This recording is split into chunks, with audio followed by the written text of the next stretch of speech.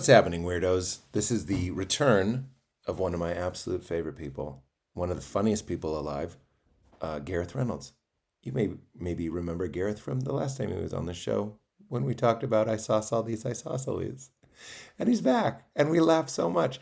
Every once in a while, I'm just like, you know what? Let's just have a friend on, let's be silly, and let's do bits the whole time. And that's what we did. We do get into some, interesting areas, but most of the way through, we're riffing and laughing. So we were due for a silly one, and I'm glad you're here to laugh and enjoy with us. Gareth is on tour. He's going to be in Sacramento, San Francisco, Naples, Florida, Charlotte, North Carolina, Raleigh, North Carolina, Virginia Beach, Richmond. He's going all over. Go to GarethReynolds.com and check out his tour dates. He's so funny. Do yourself a favor, go see him live. I'm also touring. Coming up next is my Largo on February 15th here in Los Angeles. That's going to be incredible. Some very, very big guests that I can't even mention, but really, really good ones. And then on February 21st, I'm going to be in Vancouver. We just added a second show. My Canadian weirdos, hope you can come out on February 21st, part of the Just for Laughs Fest. Tickets for all of these are on PeteHolmes.com. Followed by Atlantic City, New Jersey, Austin, Texas, St. Louis, Missouri, Nashville, Tennessee, and Royal Oak, Michigan. All of those are on PeteHolmes.com. And be sure to see Gareth out there as well. In the meantime, so glad you're here. Let's enjoy this podcast. Let's do it. Let's get into it. You are a murderer. This is slander. This is the highest. What this is order. A gotcha podcast. Is this how these are supposed to go, socks wise? Is that what we're? A real saggy sock? A saggy sock tucked in. Is that what? What you're gonna want to do? Because walk me through being a man. You're in a committed relationship? But she doesn't live here. So that's. What do you mean she doesn't live here? She lives on the East Coast. So that's why you got that So that's baggy, low-hanging sock. You know what she does a lot is she'll go... What are you wearing? What she's checking to make sure you're not making a fool of yourself. And she'll go, flip it around and let me see the mirror. And then I'll be like, because I'll be like, that bottom's falling apart. She wants to okay your outfit just because you're out there representing her. You're like her manager.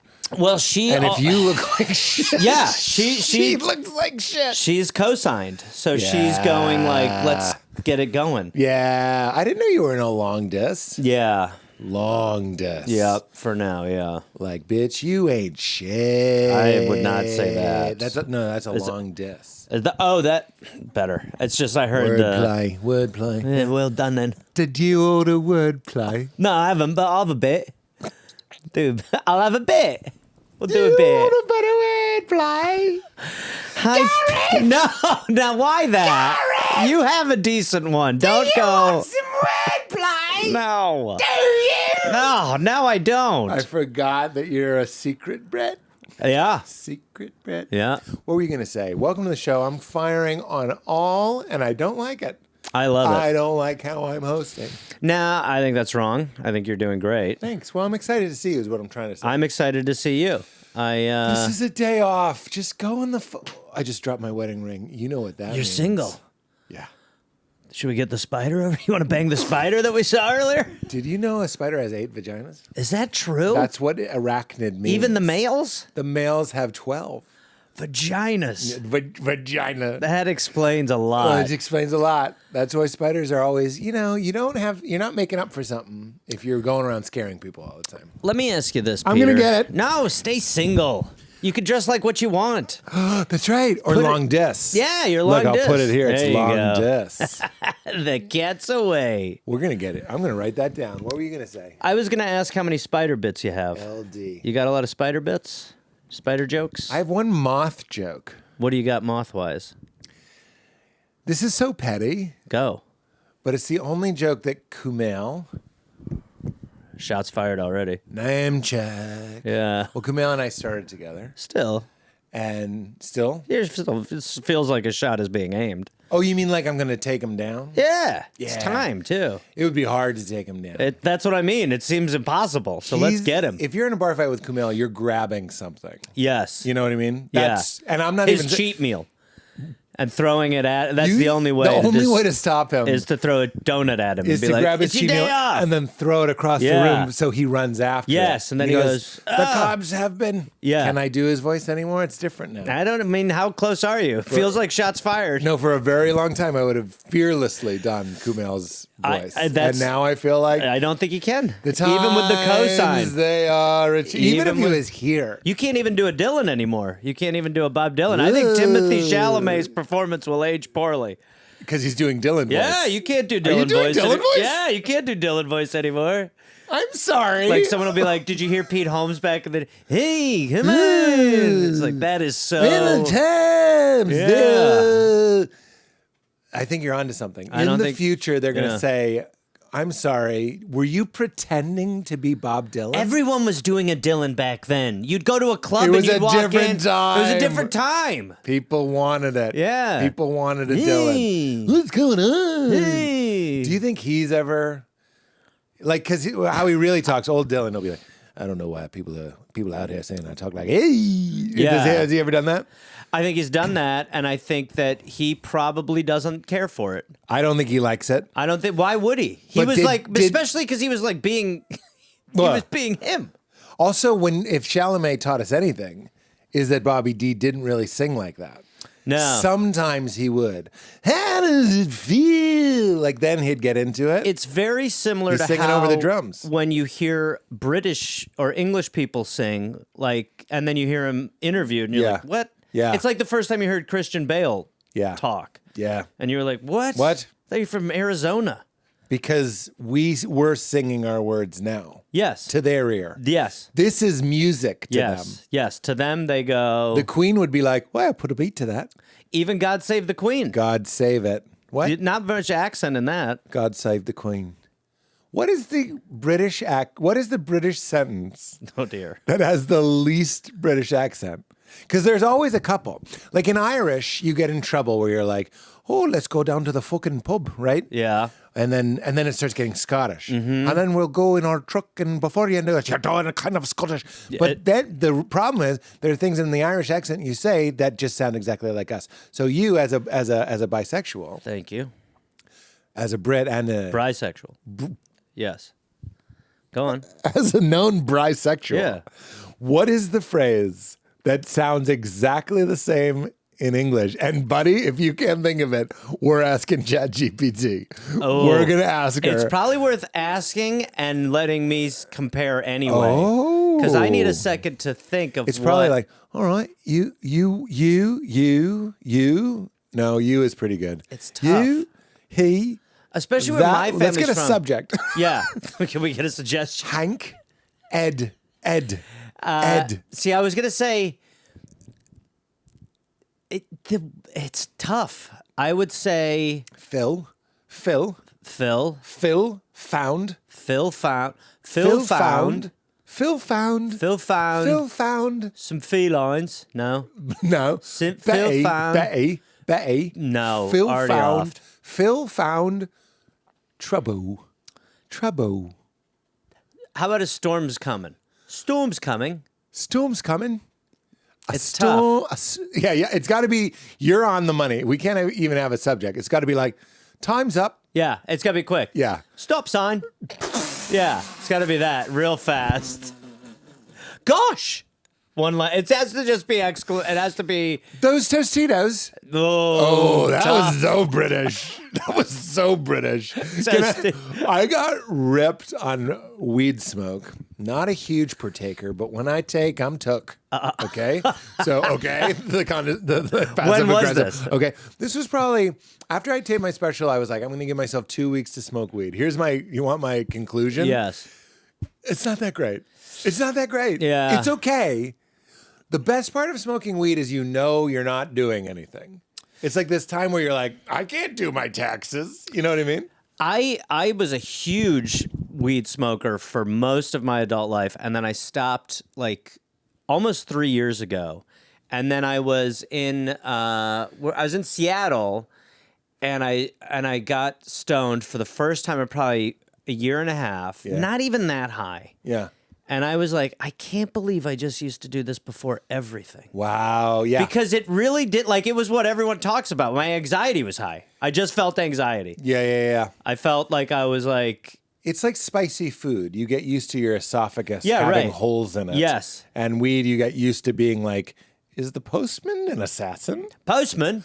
Postman an assassin? The postman an assassin? We said would ask her. Bring Not in, bad. send in the robot. How much were robot? Is that the anus of AI? Is it Jewish men that say robot, or is it just New York? I thought it was just guys. I don't know. You don't want in on that riff. I'm not you touching don't want in That'll on age that poorly. riff. By You the don't way, want in on that riff. I'm The a guy big that hooks how's this you going to in. look in future guy. Are you? Oh, yeah. I won't I've do known Dylan a lot voice. of New York Jewish older Sorry, men. not touching Okay. it. I don't believe there's a Jew in New York. How about that? I'm going the other way. What is a sentence you could say with a British accent that would sound exactly the same if you said it with an American accent? Like, do you understand? We're looking for a sentence that a British person would say and there would be no conversational. accent. Is it going to understand this? It's I got really... it. A good example might be, I saw a panda. The pronunciation of those words is pretty much identical in both accents. Saw a panda. That's not bad. That's not bad. I saw a panda. Saw is tough. Saw is tough. We're having seen- issues with. I've seen How a about panda. I've seen a panda. Is that better? I've never engaged like this. No, you're right. So an I've might give it away a bit. The British intonation could sneak in there. Maybe something even simpler, like a man and a banana. It's straightforward and avoids Way tricky off. words. Bananas. Yeah, she just showed her ones and zeros. I've 'Cause never bananas. bananas. There was a cartoon called Banana Man, but Banana it was, Man when Eric eats a banana. No, it was this guy who, when he ate a banana. Eric. Yes, Eric. That's You what do I know just I'm said. talking When Eric eats a banana, he becomes Banana Man. They showed that during Danger Mouse. Yeah, dude, I can't believe you We know are- Danger Mouse. Hit it, Penfold. Penfold. How about the villain? What was his name? Ready? Whoop. I remembered it like a year ago. I've seen a panda.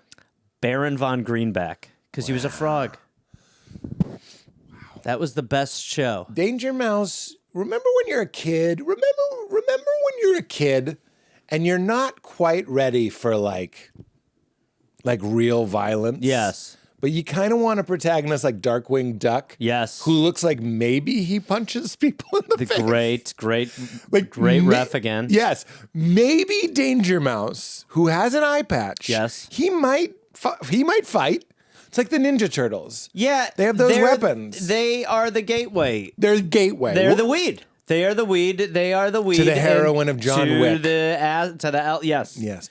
I was playing Red Dead Redemption yesterday, and my friend Michael Gunger was watching me, and he said bullets are what did he call them? He goes, anti-sperm. He's like, men love shooting things. We shoot Wow, that's sperm at women really- and make life. We shoot bullets at men and That make is death. very interesting.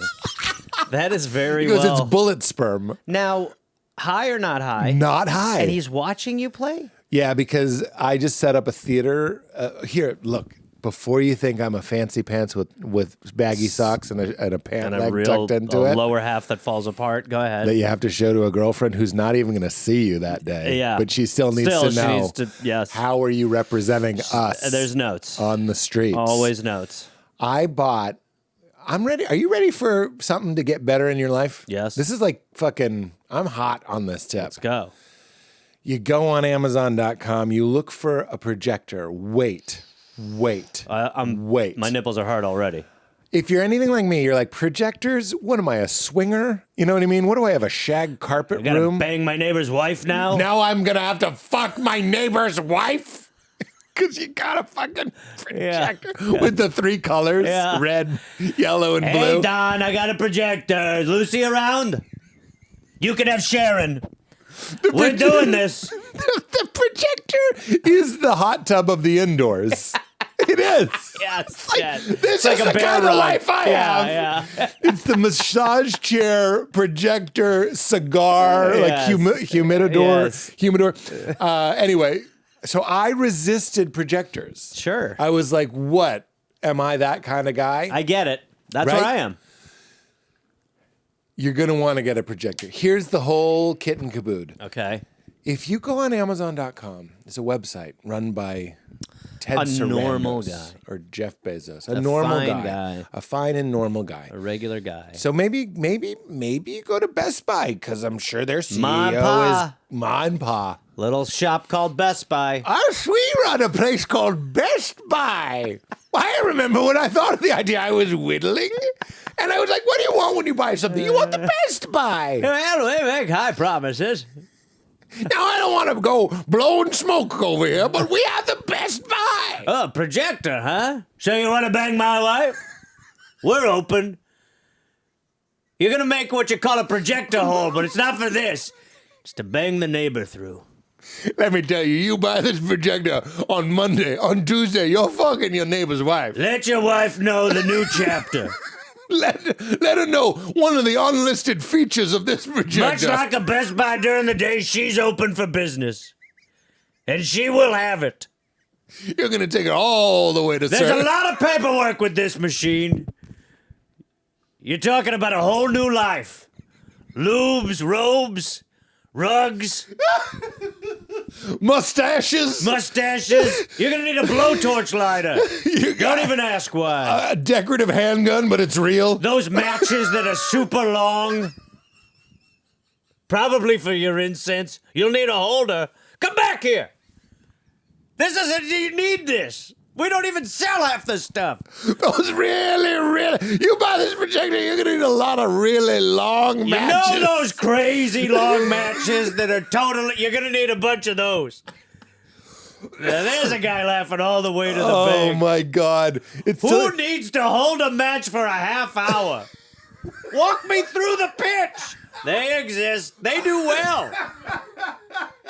Are you tired of burning your fingertips with a regular match? Every time you light a match, do you think, I wish this went for another hour and 20? We've got this swap for you, guy. Oh, that's right. They don't resist the wind any better or anything like that. They're under the same parameters as a regular match. These are called prayer matches. Light one and hope. No, if it goes out, then it's just a long stick. No one has ever seen one of those burn past the halfway mark. Why would Never. they? Who? Never. First of all, lighters exist. Secondly, how many things? Well, I mean, is it church? It's for the fireplace, isn't it? Even then. Because how a much swinger time do you wants to go need? like this. Yeah. And then you grab it at the end and you go, you throw it in. Bang your neighbor's wife and come back and it's still going. Yeah, oh, yeah. But even for the fireplace. And if you're a swinger, be real. You have one of those one-button remotes that goes...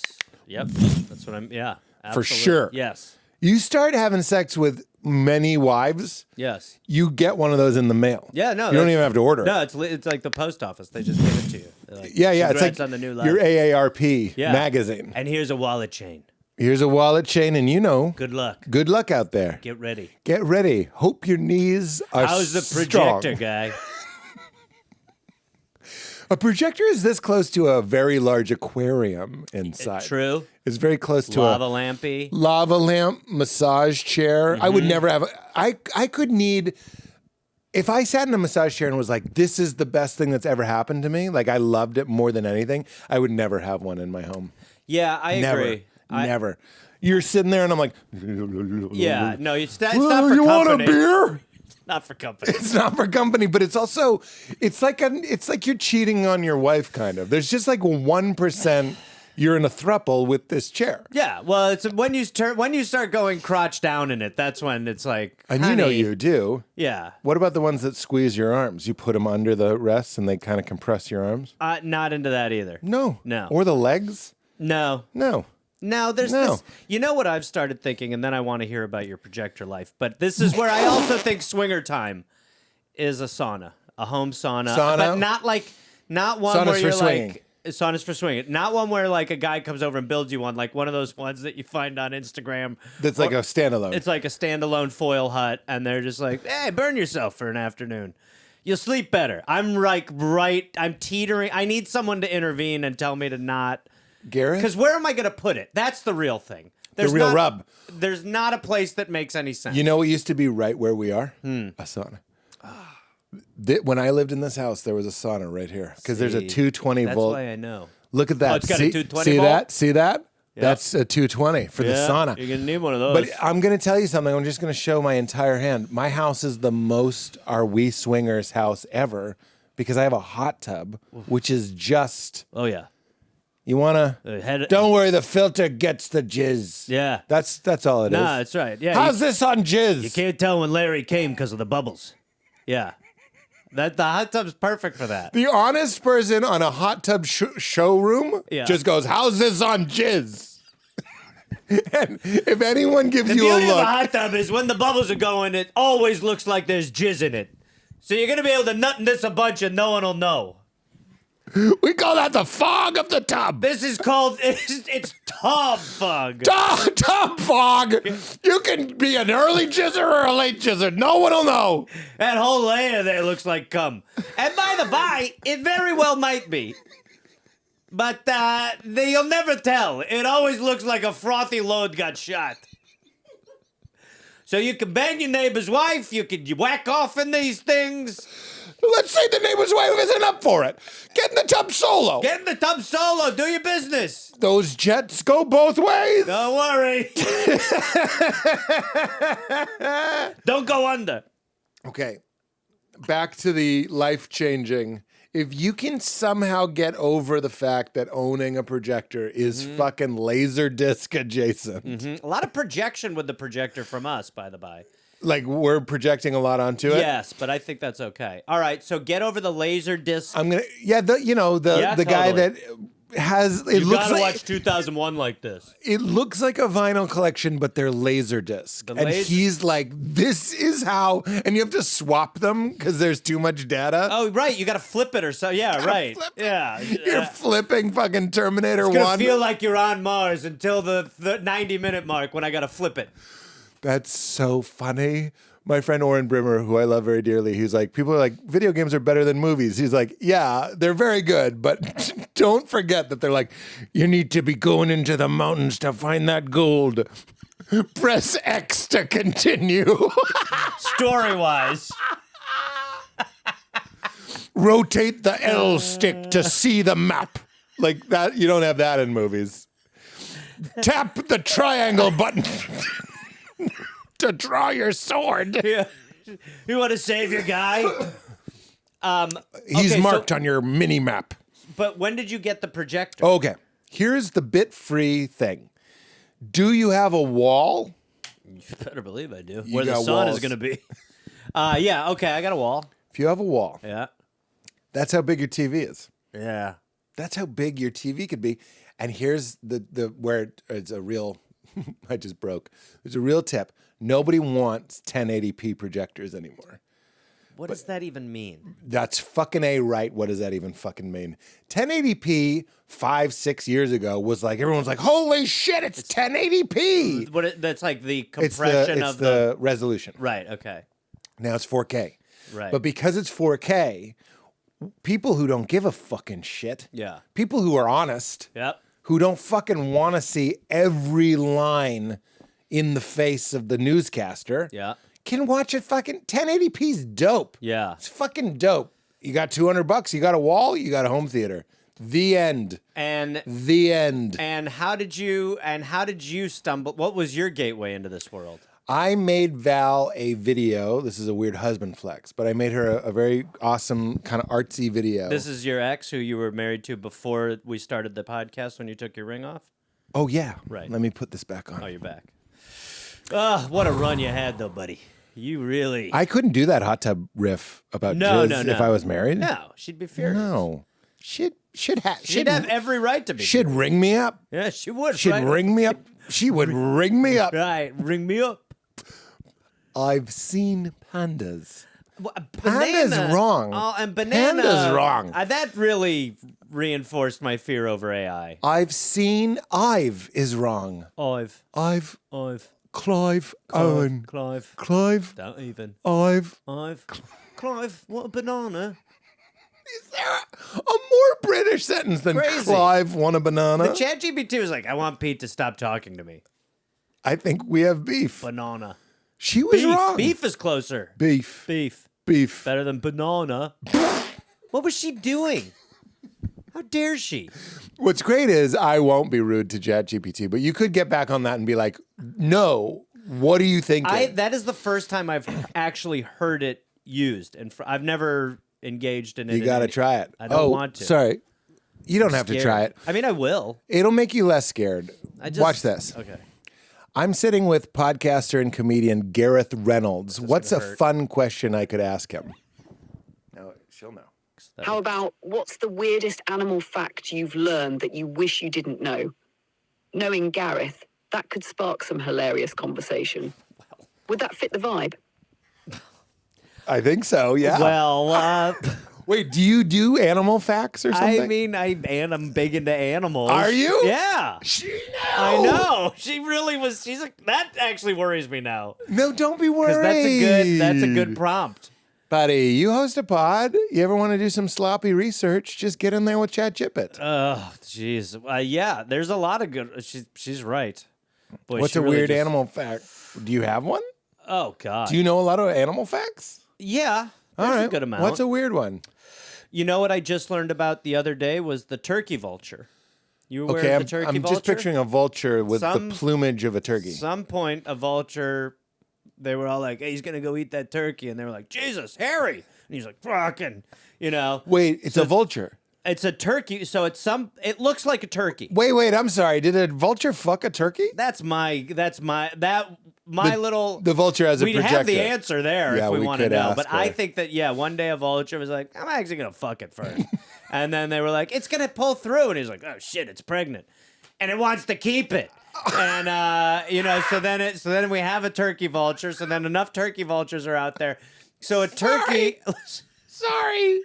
No, I can't support what I just said. You're saying the best thing that's ever been said is that there was a turkey who was dying. Yes. So the vultures came. Yeah. And then one of the vultures was one like, of the vultures "Hold really up. came.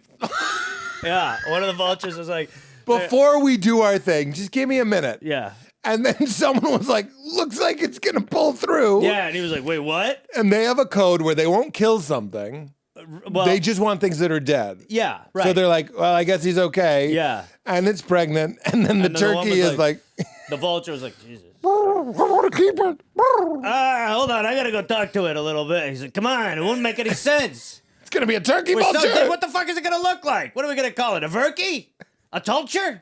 This isn't gonna work. And it was like, well, I was raised to think that every life is important, no matter how many you get first. It's religious. Yeah, it's religious. Yeah. It's a religious. How it got here? It's part of God's plan. He's like, hey, come on. It reads Horton Hears a Who to You're you. gonna have to raise it on your own. I'm not gonna be able to bring guts over every week and stuff. A lawyer gets involved. 10, listen. 50% of the guts. Oh, come on. That's most of the 50% guts. of There's the barely guts. anything out here. 50% I'm of the watching guts. stuff die in the desert. Holy shit. And she's like, I believe he has a stash in that cave over What there. the fuck? I showed you that in confidence. I shouldn't have fucked you in California. Why didn't I bang you in New Mexico? You get 10%. Now I'm dropping guts off for this kid I didn't even want. You look like you were gonna die. I'm okay now. Sorry to disappoint you. You think it's easy for me to find other turkeys now? This is a weird way for it to go. Oh. That's it. I'm only eating them from now on. Why couldn't I have fucked a near dead turkey in New Mexico? Oh, you think it's easy for me out there? It's not easy for any of us. I regret what I did that day. It was a dark time. Wow. Good Lord. You're making me laugh so much. I'm wondered. I think I should get a physical. You should. Why am I coughing and sweating so I can much? check you out. Could you? Absolutely. Let me ask you that. That'd be How an old are honor. you? I don't want to answer that question, You're but let me younger get. than I am, No, aren't I'm you? not. We're the same age, I think. Are we? Have you had a colonoscopy? I just canceled mine like a week ago. What do you mean?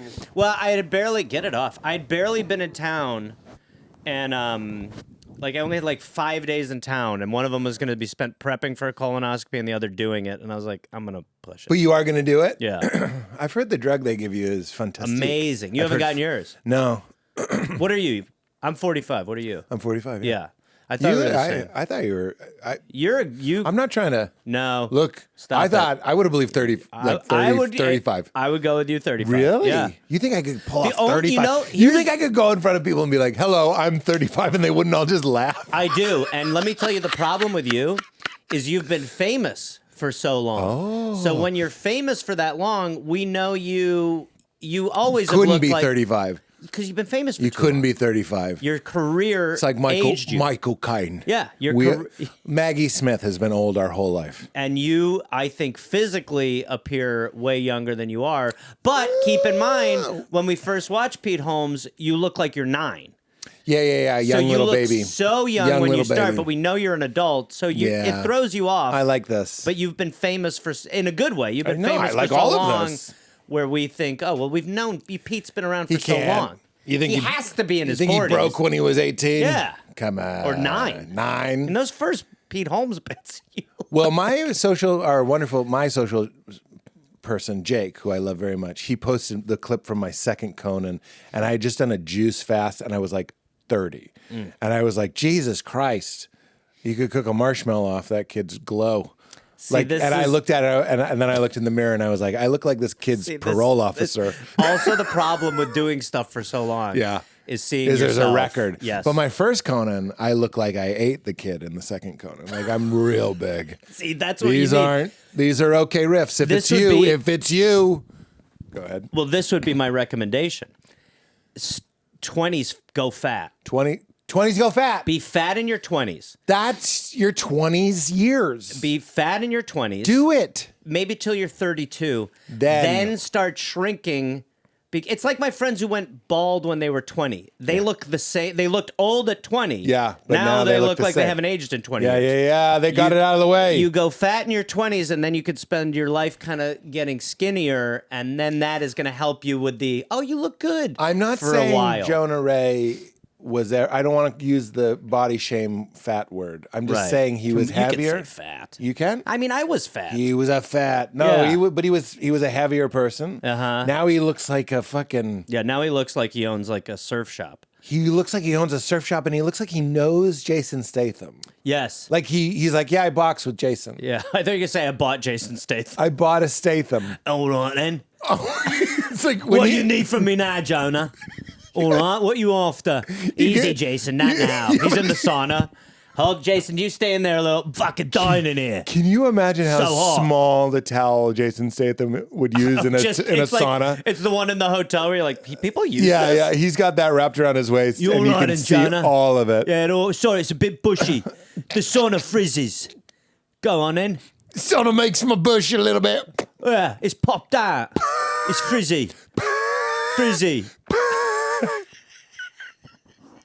Jason, he looks like he owns Jason Statham. Yeah, I bought him.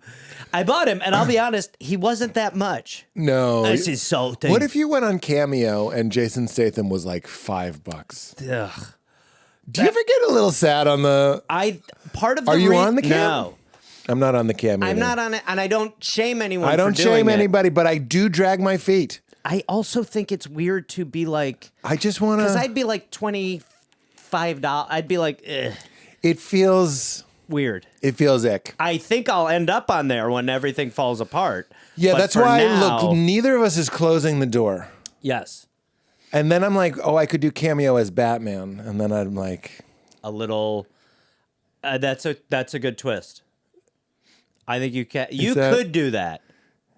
And here's what you do: you start off and you go, "This is for charity," and then you just slowly year stop one, doing that. Take that off the profile.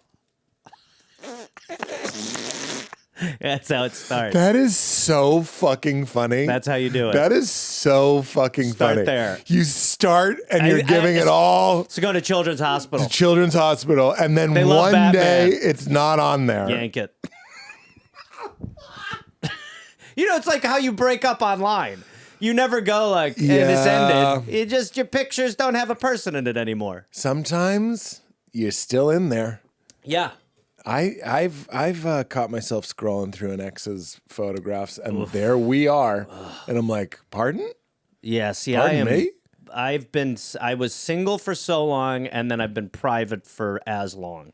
Like, I don't let Oh, no personal info. Very light. No, my Facebook and all that. I mean, people can find it, but I'm not posting vacay pics. That's just not what the page is. I think it's like it's weird to me. I have an inability to do it. It's like everything I have out there is just basically like even if it sucks, it's like it's crowd work. Shut the fuck up. Like it's never me like great lunch with Tony. Like I can't do that part of it. But it's fucking Robert Downey Jr. Great lunch with Tony. He's like, what? He didn't want Great the sauna with Statham. Oi, I'm dying. Quiet, Jason. Yeah, I just don't do that. That's not your jam. No, and I think like I don't know. I think that it's so weird. How long you've been married for what? We've been together for 12 years. Yeah, Because I was just talking to somebody about that, and I was like, that's a long time. It doesn't You're- feel like it's been that long. You're established in a thing Yeah. long enough. So you're that to me makes more sense. You have like a family, you have more.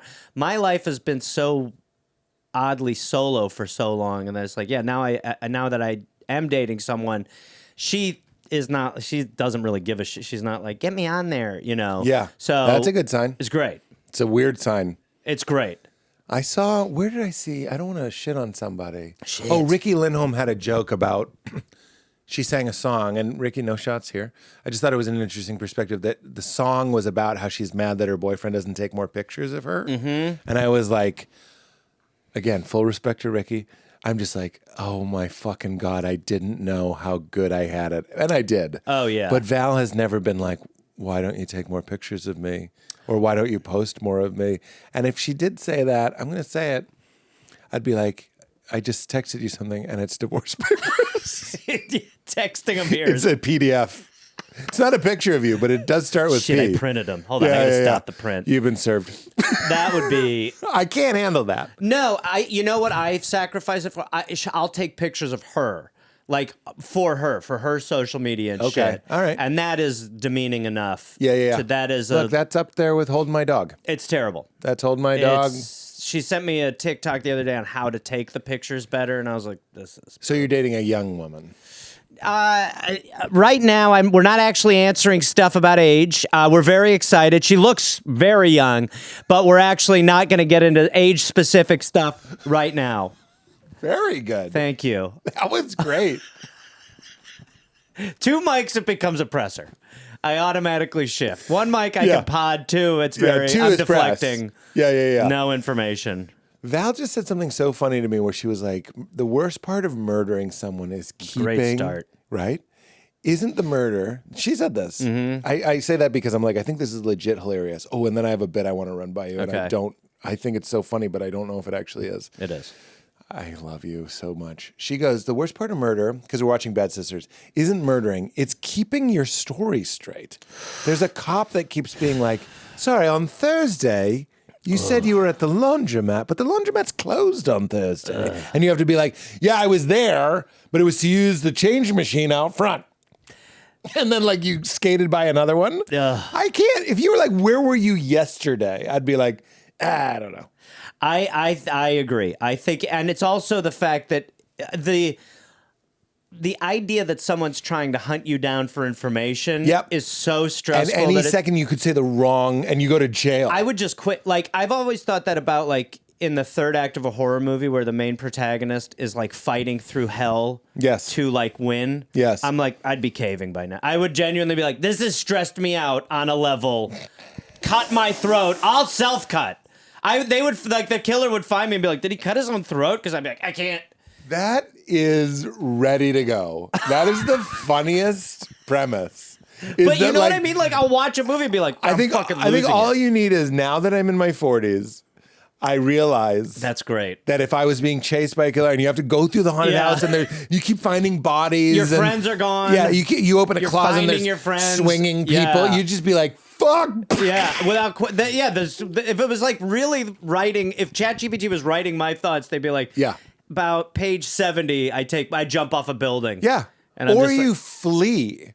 Yes. You're just like, I don't know who but it's he has. It's that chase. It's the chase through the woods. Through the woods. Where I'm like, I hear him. Yeah. Like, that's when I would just You'd be like, this is too much. I'd be whittling down a branch to or be like, come and get me. Yes. Come and get me. But I wouldn't even be able to handle that. Like the hovering. I don't want them to he's be gonna in the walk. driver's seat. He's going to walk. He's slow. Yep. Maybe like it'll be like a slow. I'm like, I know. It's I'll do close myself. on your face, and you're like, yeah. And then we widen to see that and then I'm like, he's hooked to your stomach I somehow. know I'm gonna go quick. Yeah. I'll just go like that, like with a branch that you 80 sharpen. with a branch in my throat, pulling like little veins out. Like it'll be graphic as shit, but it's just for me.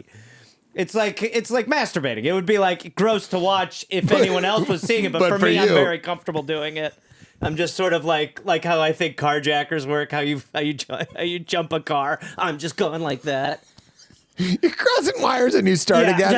Yeah. He jumps you. Yeah. That's I right. actually feel amazing. I sound like RFK. Right now, I'm feeling pretty good, to be honest with you. I've never felt like my throat was more on fire, but the energy. I could run. As you're giving yourself 80 to the neck. And my neck's open. I'm like, I could run a marathon right now. And then I die. I'm dead forever. I'm dead forever. They'd find me in the corner and be like, I really don't know. I think this guy stabbed himself I in don't the know. neck. It might be a wolf. It's hard to tell. I mean, his hands are covered in his right hand is covered in his own blood. So this guy may as well be a herring. I'm dead. We've all been there where you eat something too much, you're sweating, your pants hate you all of a sudden, and you vow, I'm going to do a detox. I'm going to cut out everything fun from my life. But that doesn't work. Let's talk about something that actually does work. PIQUE tea. I'm not kidding when I tell you this stuff absolutely changes the game. I start my mornings now with green pu'er, P-U-E-R, and let me tell you, it's like flipping a switch. I get this calm, focused energy that doesn't come with the caffeine jitters or that dreaded afternoon crash. It is clean, it is lean, gets in you, and you feel fantastic. And after meals, black pu'er is my go-to. It's smooth, earthy, and leaves me light and balanced instead of feeling like I just swallowed a brick. And here's the kicker. Pu'er tea isn't just tea, it's fermented, which means it's loaded with living probiotics and prebiotics that actually support your gut health. That means it's like a reset button for your microbiome, and the science backs it up. The antioxidants in this tea help with digestion, energy, metabolism, and even radiant skin. Yeah, tea makes you glow. Who knew? Let's talk about quality because these are wild, harvested from 250-year-old tea trees. We're talking next level purity. They're triple toxin screened and they dissolve instantly or in hot or cold water, which I love being able to make an iced tea instantly. I've never seen that before in my life, but PIQUE tea can be made in cold water. No tea bags, no steeping, just instant gut healing magic for when you need it most. Now, because you're a weirdo and you listen to this podcast, PIQUE is hooking you up 20% off for life. Yes, for life, plus a free rechargeable frother and glass beaker when you grab their pu'er bundle. This is an exclusive offer just for weirdos, and PIQUE backs it up with a 90-day money-back guarantee so you can try it risk-free. Feel better in your belly. Get some delicious tea in your life. Lots of different kinds as well. I love the green and the black. Go to PIQUE Life, P-I-Q-U-E, life.com/weird to grab yours now. That's PIQUELife.com/weird. Your gut and your energy will thank you. We are also brought to us by our friends at The Perfect Jean. You guys, of course I'm wearing them right now because I am always wearing my Perfect Jean because I hate hard pants and I hate pants that look like they're soft. Guess what? Perfect jeans are soft and stretchy. They don't crush your nuts, but they look like designer jeans because they are. They're designer jeans. They're built incredibly comfortable, but also incredibly well. The craftsmanship, the cut, the wash, everything about these. I've worn them on red carpets, I've worn them on dates, I've worn them in the biggest situations of my life. I've also just taken a nap in them because they're as comfortable as PJs. You might even forget you're wearing pants. Why are we still wearing hard pants? It's 2025, guys. Break into something that looks fantastic and is also comfortable, just enough stretch, but you're not going to have a saggy diaper butt. Life is too short for denim that fights you every step of the way. These jeans move with you, whether you're chasing your kids, tackling chores, or just chilling like a boss. Over 400,000 old, young, big, and small men agree the perfect jean is just that, the perfect jean. Imagine denim so stretchy, it's yoga ready.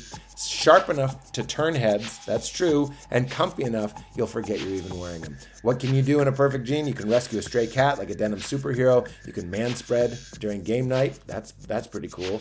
You can even break some hearts and pull some muscles on the dance floor. The perfect jean has 6 fits. They go from 26 to 50 waist and lengths up to 38, which is perfect for me as a tall boy, giving you 5,000 plus ways to find your perfect match. So go check them out. For a limited time, our listeners get 15% off when you go to theperfectjean.nyc or Google The Perfect Jean and use promo code NOHARDPANTS15. All one word. 15% off. That's 15% off new customers at theperfectjean.nyc/NOHARDPANTS15 or use promo code NOHARDPANTS15. After you purchase, they'll ask you where you heard of them.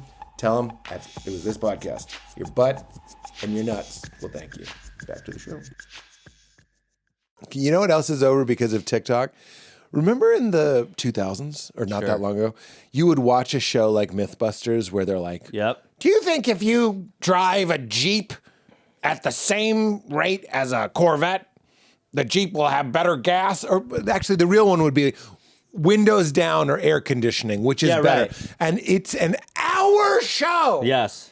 And in the 2000s, we were fucking ding-dongs. Yes. We'd sit through 9 commercial breaks just waiting for these 2 fucking dorks to finally be like, the data is in. Yeah, just It's faster to have the AC on. so window.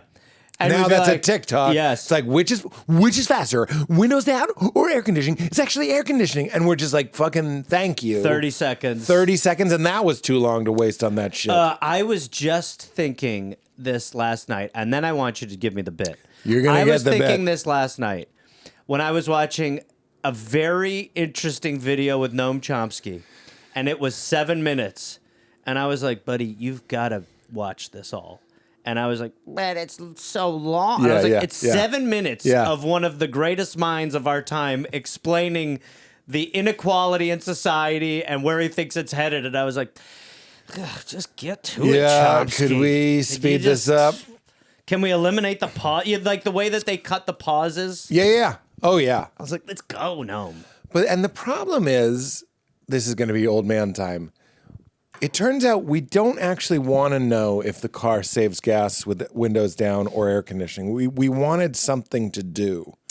And we wanted something to, just kind of experience. And now all we have is the data, and it goes right through you.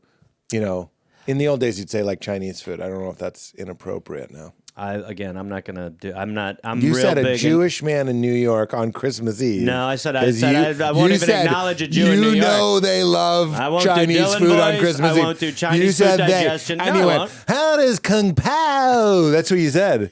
And your yarmulke. No. Yeah. No, I would never do that. Like I just thought of Bob Dylan and Franco Musso's though, or whatever the fuck it's called. Is that what it's called? Frank and Musso's? Yeah. Russo's? Here's what it is. Musso and Frank. How did everyone like their meal? How was the meal?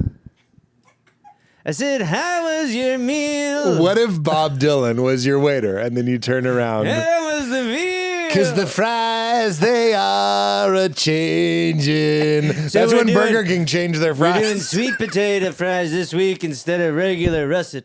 Oh, really, Bob? Yeah, I don't know if you heard. The fries, they are a-changing. Oh, okay, that's a long walk. I have a question for you. What percentage was Bob Dylan? Because I think he's a genius. Yes. Do you think he was just noticing what was popular? Do you think it's possible that he was like, I could do whatever I want because I'm a brilliant genius? And he was like, what seems to be popular is like, oh, get off our back, government, or whatever. Do you think he was like an opportunist at all? I mean, nothing wrong with being an opportunist. This is what's so funny about him is like he even like when he's asked about those prolific 5 or 6 years. I don't even know what that song's about. He's like honestly is like I don't know how that guy did that. Yeah, and it's like that's you. Yeah, I think that I put myself in a place. Yeah, but I'm a stranger there. So I don't even think he could be opportunistic in that sense because he doesn't have because he was channeling anymore. it. I agree with that, and I think I think that all the time with the time we're living in now. Sorry, that was. Oh, he That did ages full poorly. Dylan voice. That's gonna age poorly. FDV. Katie, cut that out. Obviously, Cut it out, Good obviously. Lord. Hey, I think that like now we're so starved for those sort of voices. Oh, yeah, like authentic. Authentic to the time we're living in, Yeah. to inequality. And why don't we have one? That's kind of a weird. I think we they're- have some, but they're kind of. You know, I watched this. Well, I don't know. I definitely think it's really weird to watch people who you think could pull that off just kind of be like purely capitalists for everything. Sure. And even I would say there's the like with what Burr was recently on Kimmel, and he was sort of talking about like Luigi Mangione, and like everyone was like, yes, like so many people who feel like that doesn't have a voice. I think it would be even in capitalism profitable to be like, hey, what's going on in government and society would be popular. Yeah. But I think people just are making this play for right now. Mass I want appeal. to make exactly Mass appeal. and I think That's why Dylan's so cool. He's like, oh, sorry. Did that fuck up your day? and he was so popular. Yeah, I know. And it was so, but then, so I think that it was like, I think Chappelle is close. Sorry. no, I think you're right in ways. And then there's also times when you're like, bro, what are you I completely agree. talking? Why Yeah. why waste your beautiful voice on this? I agree. And I'm sure people felt that way about Dylan. Yeah, they probably did. Yeah. Well, I know when he like plugged in an electric guitar, everyone was Right. like, you son of a bitch. Whoa. Yeah. Because he was like, wait. I'm just seeing the parallels. I wonder in the forthcoming when Michael B. Jordan plays Dave Chappelle in the biopic. Yeah, right. They don't even look alike. I'm just saying a Yeah, great yeah. actor Yeah, right. brings Chappelle and tells the story. and shows you the gear of There'll be that. Yes. There'll be that phase. The weird- And then there was also the Christian Dylan phase where people were like, what? yeah. There were phases. No, and then he like now he's just like he's great. He looks like the Jack in the deck. He really does. He looks like the Jack. Is that what he's doing now? I think on his mirror is a Jack of spades, and he's like, How much longer do I have to sit for this? Quiet, Bob. I gotta call my agent. All right, not now. I have a question for you. Go. A lot of Bob D questions. Sure. Katie, you can play too. Does Bob Dylan still smoke? No. We're getting Chat GPT involved. Yeah? He has to. Cigarettes? He has to. We're asking her. Does Bob Dylan still smoke cigarettes? We gotta know. I don't believe he does anymore. Yeah. Bob Dylan reportedly quit smoking cigarettes years ago to preserve his voice. So there's always been some mystery around his personal habits. Why? Were you curious about his legendary rasp? I love, Keeps the conversation going. no, she's brilliant. Remember when she Want was to like, get lunch? she was like, want to go get a bite? BYTE? Yeah. Okay. Should we have chips? She wants to get chips. Get some chips. Oh my God. Mother cheese board? I don't know. Maybe. It's Ivan, I'm pushing it. Sorry, Pete. Chat, stop it. Here's the bit. Okay. Full context, which is cheating. I was high, Okay. and I thought this was the funniest thing. And you'll know it has the flavor of a joke that you would make while you were high. Okay. And my friends that were with me were also high, and they were like, I don't know. And I literally, what's that? It's amazing for them to be like, we're not sure, Pete. They were not sure. Because we were all kind of Now, trying. is this because you're right? You're genuinely like, it's not like you're riffing. You're actually right. You're like, would this work? I was riffing. Okay. And then I said, I think that could work. Okay. And I wrote it down. And they Okay. were like, we don't know. And this is where it gets really funny. I said, I'm going to pull the professional card. This is funny. I said that. These are Good. close friends of mine. Good for you. Good for you. Get out of my house. Good for you. Well, one of my friends, Put the projector away. musician, Leave. if he was like, that could be a song, I would be like, I can see it to you. You're Yeah, a musician. yeah. But look, I agree. I'm only telling you that. I have this conversation with the normies, and I don't mind calling them that. No, I think we have to evacuate. Oh my Can't God. say normies. I love that you're yes anding but the reason I'm telling you You is know. to give me a higher place to fall from if this bit is truly unfunny, and All we're right, about to let's see. find out. Let's see. Because that is important. I'm Yes. also high, and I'm like, I know this is funny. Yeah. So I was emboldened by the toxins. Yes. Here's the bit. That's a new great way of saying you're high. Emboldened by the toxins. Perfect. Me and my friends, we get together, we get emboldened by the toxins. You've been emboldened in toxins tonight, son? A little bit. Put the toxins up your butt. Why was it Dana Carvey? Little bit. I don't know why. I don't know why that seemed like Dana Carvey. Here's the bit. Okay. I think it's so funny that the White House, where the president lives, is a house. They live there. Mm-hmm. That's their house. I like this. So every election, like we just had an election, Yeah. new mattress.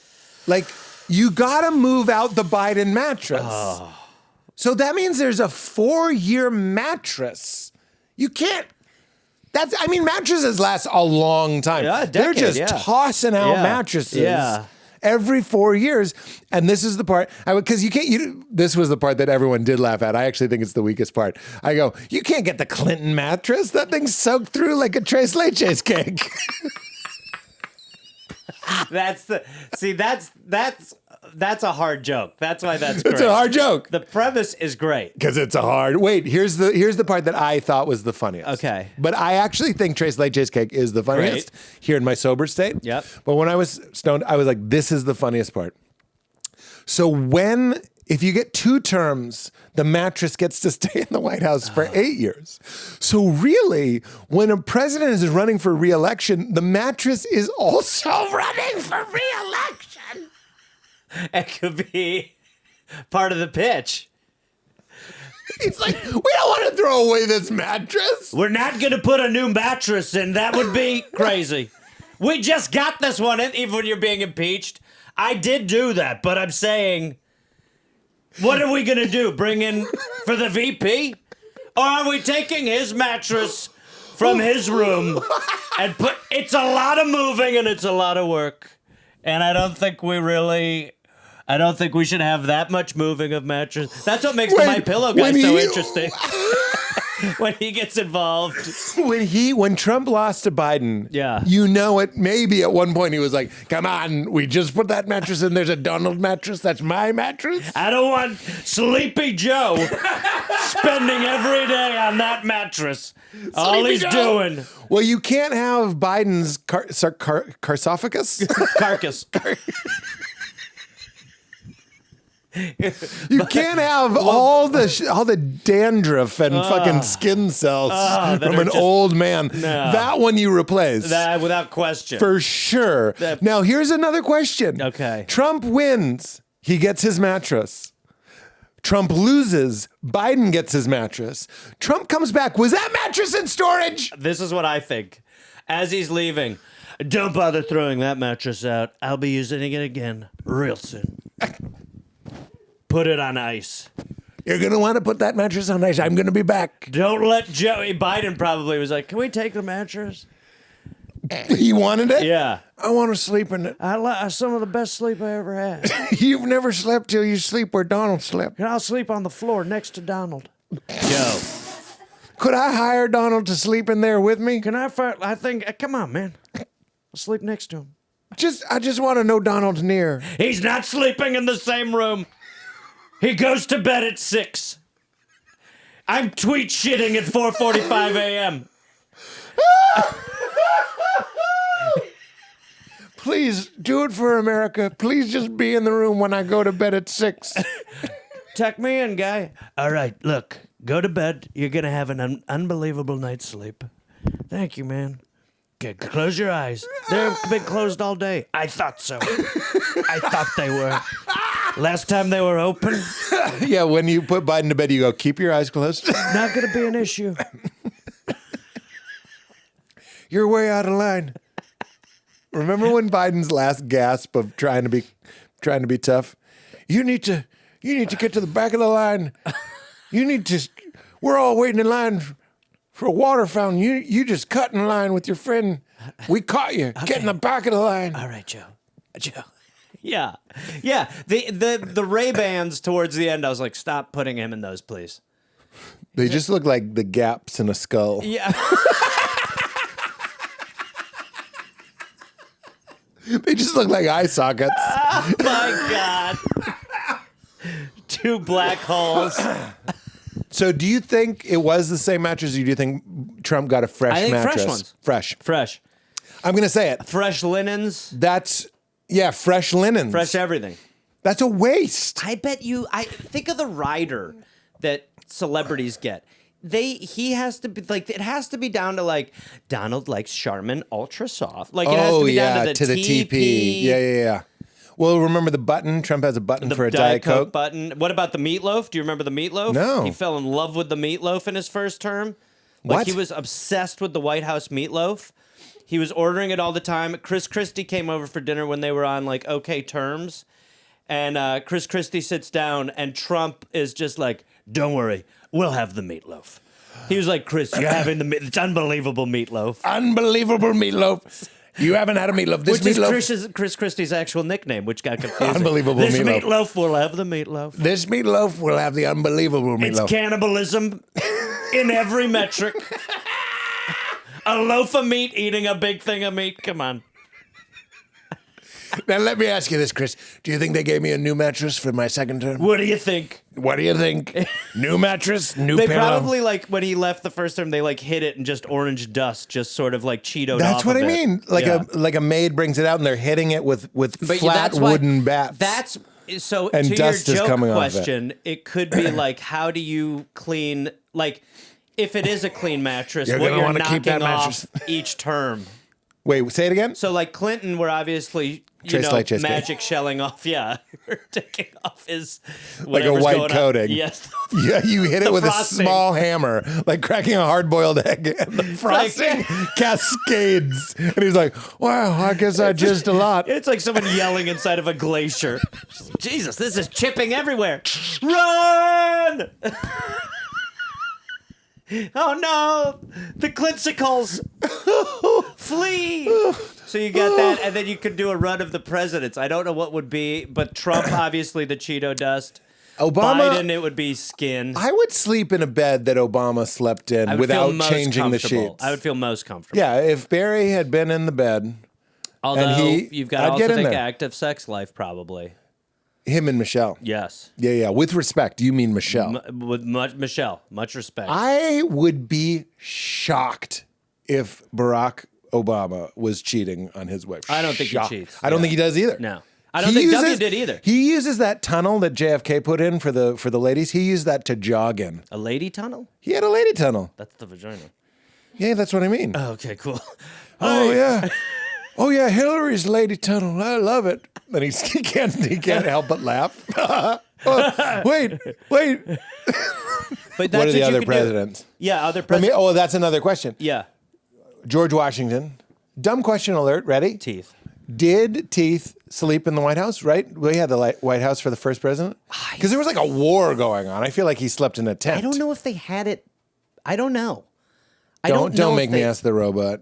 Katie, can you look at who the first president, please? The first president that slept in the White House was? Now, I know that you used to be able to walk into the White House for a long time. You could just go in? There was no fencing or anything. You could go in and be like, this is bullshit. And he'd be like, sir, stop. You know, and be like, fuck you. You know, and you'd be like, oh my God. That's when the militias were a real threat. Like, if you were armed, you could just go in and be like, this is over. Yeah, some guy was like, we got to put a fence up. This is crazy. Like, Who was Andrew it? Jackson was like, John Adams. So Okay. fucking Paul Giamatti was the first president to sleep. That's it. I'm gonna need my own house. I can't be sleeping in a tent. The war's over. I want meatloaf and I want my own mattress. yeah. And I'm not drinking any. yes. You don't say it. You don't say it. In No. a modern Giamatti, No. you don't say I'm not No. drinking fucking I don't do Merlot. Giamatti. You imply it.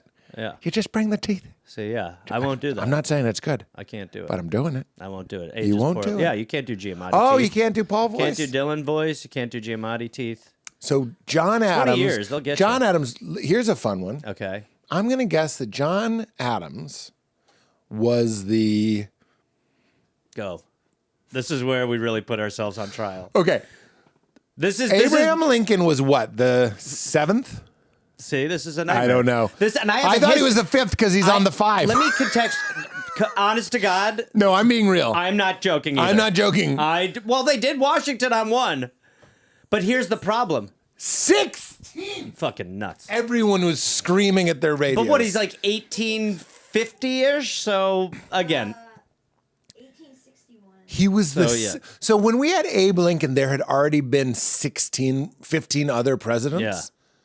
Losers. Wow. Losers. Losers. Nobody remembers Nobody's. them. They're not even on a It's token. Lincoln and everybody else. It goes Washington, Lincoln, FDR, me. Bingo. Bingo, bango, meatloaf. Eat it, Chrissy. Eat it. I want to watch you hunk it down.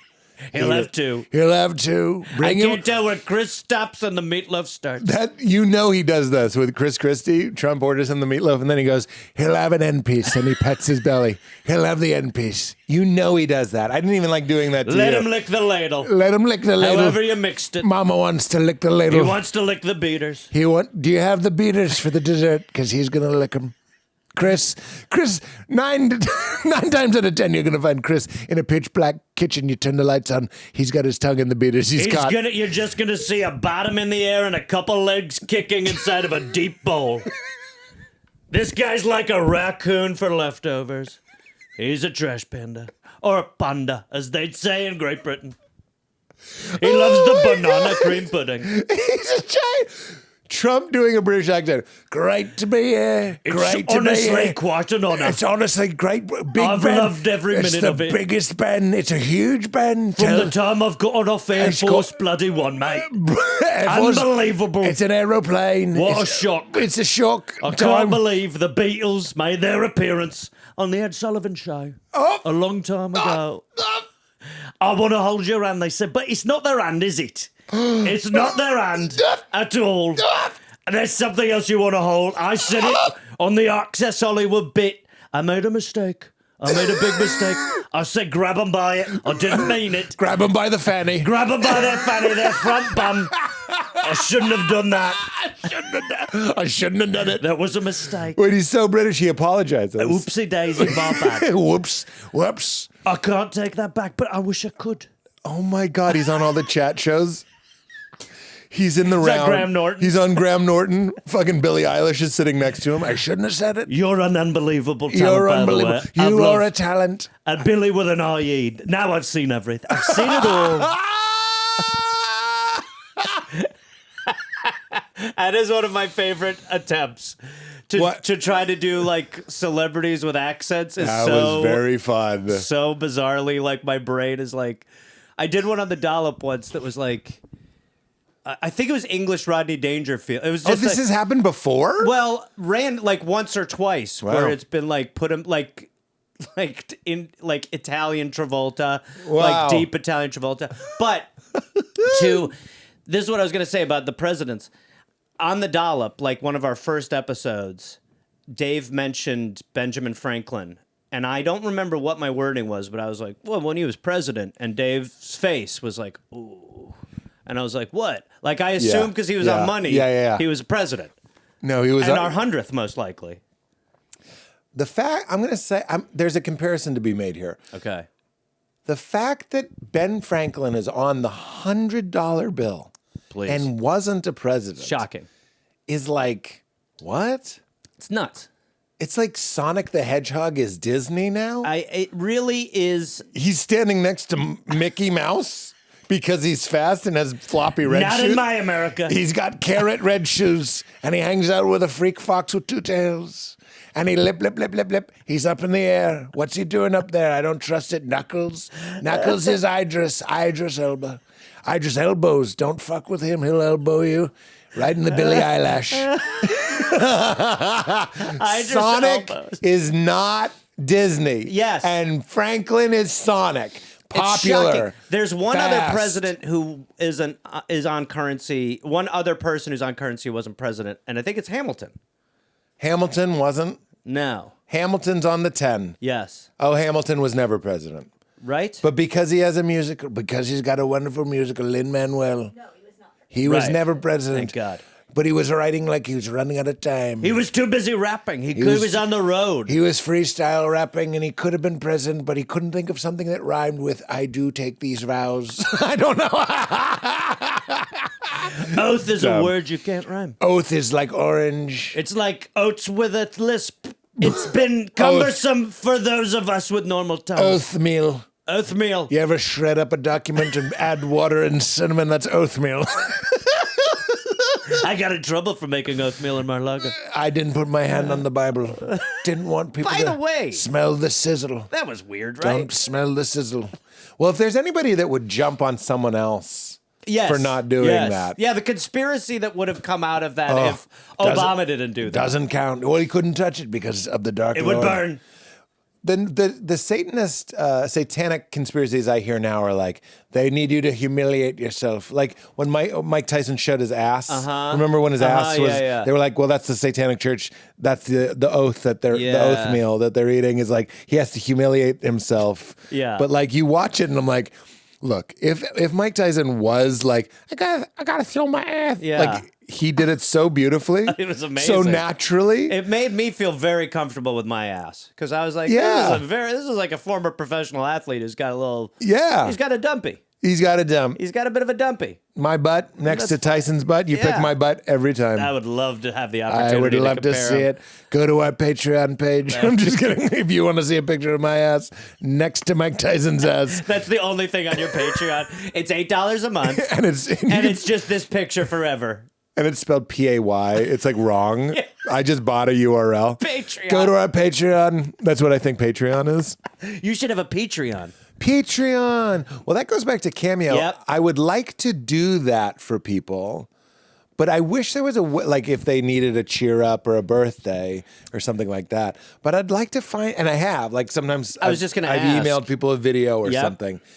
But like, I wish we could. I can't figure it out. It would be great to be like, if you want to send back money, but it just feels so weird. Here's what you could, because that's what I do sometimes is I go, like, I'm like, what is the line? Because, you know, you're not on Cameo for the reasons we talked about, as well as you're just like, yeah, I don't really want to sit around and just like Bang out. make 5-minute videos that are just like, that's so hilarious that your thumb hurts. You Right, know, right, like, right. So this is what I thought about doing. It was like, I'll do it for a month. Like when I had like a slow month, be like, I'll do it for a month. And I'm putting it all towards Charity. Yeah, to like And then animal fund, like Save the Tulchers or whatever. Yeah, and then yanking the plug. Oh, and then you're done. Then I'm done. Yeah, I that. But then the problem is that people will, not the problem, but it's just like anything. It's like if you start doing that often, then people go, oh, he does it for free. And, you know, it's like, I had one person be like, will you make a birthday video for my partner? So I was like, all right, happy birthday, whatever. And they're like, his name's pronounced this. And I was like, ugh. So I did like another take. And then there was like a third note. And I was like, I don't do 3 notes. I can't do 3. I was like, I'm sorry. You got 2 close ones.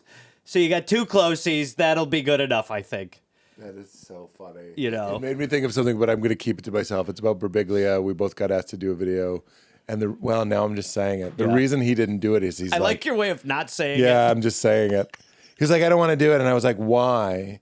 And he was like, because with the internet and AI, if you make a video, they can make it so you're saying anything. And I was like, there's enough footage of you. We Yeah, I can was do just that gonna say, already. Mike, you're quite prolific. I was like, just say you don't want to do it. Yeah. You don't have to be like the AI risk. That's one of those ones where you just got to back. Okay, you're right. That's all I said. I was like, Yeah. I'm not going to push it. There's got to be a word for that. When someone gives an excuse that isn't right, where Yes. you just know, like, wow, they really don't want to do it. And you got to. You just go like- it's like a safe word. It's the safe word. Yeah, you're just You're basically. not really saying raspberries. Yes. You're in fear. Yes, I understand. You have a phobia. You're of living this? in fear. Yes. Living in fear. But I definitely feel that where like there are times when you work with people where you go like, okay, Yeah. I just gotta let that go. Every once in a while, you just have to go, that's just what's happening. Yeah. Can you sing the theme song from Living Single as Trump? I feel like that would be a good one. I don't remember the theme song. I do. Living single You can. in a 90s kind of world. I'm glad I've got my girls. Okay, Keep wait. your head up. There's like a rap part I don't remember. I don't do the rap. I don't do the rap I'm part. not Left Eye. I'm not Lisa Left. He knows all of it. I'm not Lisa I'm Left not- Eye Lopez. Rest in peace. Shout out T-Boz Chili. Deep. Try the chili. I'll do Family Matters. Or wait, no, Full House. Whatever happened to respectability? Predictability. Or respectability. Or- Hold on. I'm going to stop the piano for a minute because I have a thought on respect. And Did Chappelle get in trouble for saying that Reginald, the guy who played Vel the dad, Johnson or whatever, was yeah. having sex with Puffy? Like, remember? Did you watch the SNL monologue? No, I didn't. Oh, in the SNL monologue, he like alludes to. Oh, wow. He says like, I saw it on the internet, which means it's probably not true. But then he's like, but I don't know. And then he's like, somebody walked in a room and Puffy was having sex with the dad from Family Matters. Ooh, and I'm like, there's an A story. you mean run with that one? Yeah, for Like, Family Matter, that would be the ripple effect. Whatever happened to predictability? predictability? The milkman. What happened to the milkman? He used to bring the milk. This guy, This guy knew forgotten milkman. there would be missing people on it. Actually, the glass one didn't give a fuck about helping with any investigation. The glass one was like, "I'll keep your milk cold. I don't want to get involved." Carton is like, "I'll help. Cartons are like, look, I'll be around for a while. This kid's gone. Help. Can you help? Have you help? seen this kid? I can't even see him. I'm a carton. I look from the inside. I'm in a milky darkness." I mean, I looked inside the carton for an hour and a half one day. He wasn't in there. So I don't know what kind of prize they're trying to give you with finding the kid on the... I feel like a Philip K. Dick book would be called A Milky Darkness. Oh, my God. I've been looking at a milky darkness. Oh, my God. A milky darkness. Did you know The Matrix was actually based on a Philip K. Dick book called The Milky Darkness? You shouldn't. This show is sponsored by BetterHelp. You've heard me talk a lot about BetterHelp because I love talk therapy. It has actively improved, enhanced, and changed my life for the better. You hear a lot of people out there talking about red flags. Look out for these red flags in your relationships, with your friendships, at work, whatever it might be. We don't talk enough about green flags. Where are the green flags, the things that you want to have in your life? That's one of the things that therapy can cultivate and bring out and help you recognize. In romantic relationships, in your friendships, in your work relationships, what are the things that we should be calling green flags and help increase and embody that green flag energy in yourself and identify it in others? Whether you're dating, married, building a friendship, or just working on yourself, it's time to form relationships that love you back. Let's get some green flags. You guys know talk therapy is greater than the sum of its parts. It's not just talking. It's talking to a trained professional who knows how to gently nudge you in different directions to bring out the best. Get over that codependence. Set up that boundary with that family member. Find that self-love that says, yes, I deserve this, this, and this, and I'm going to go for it.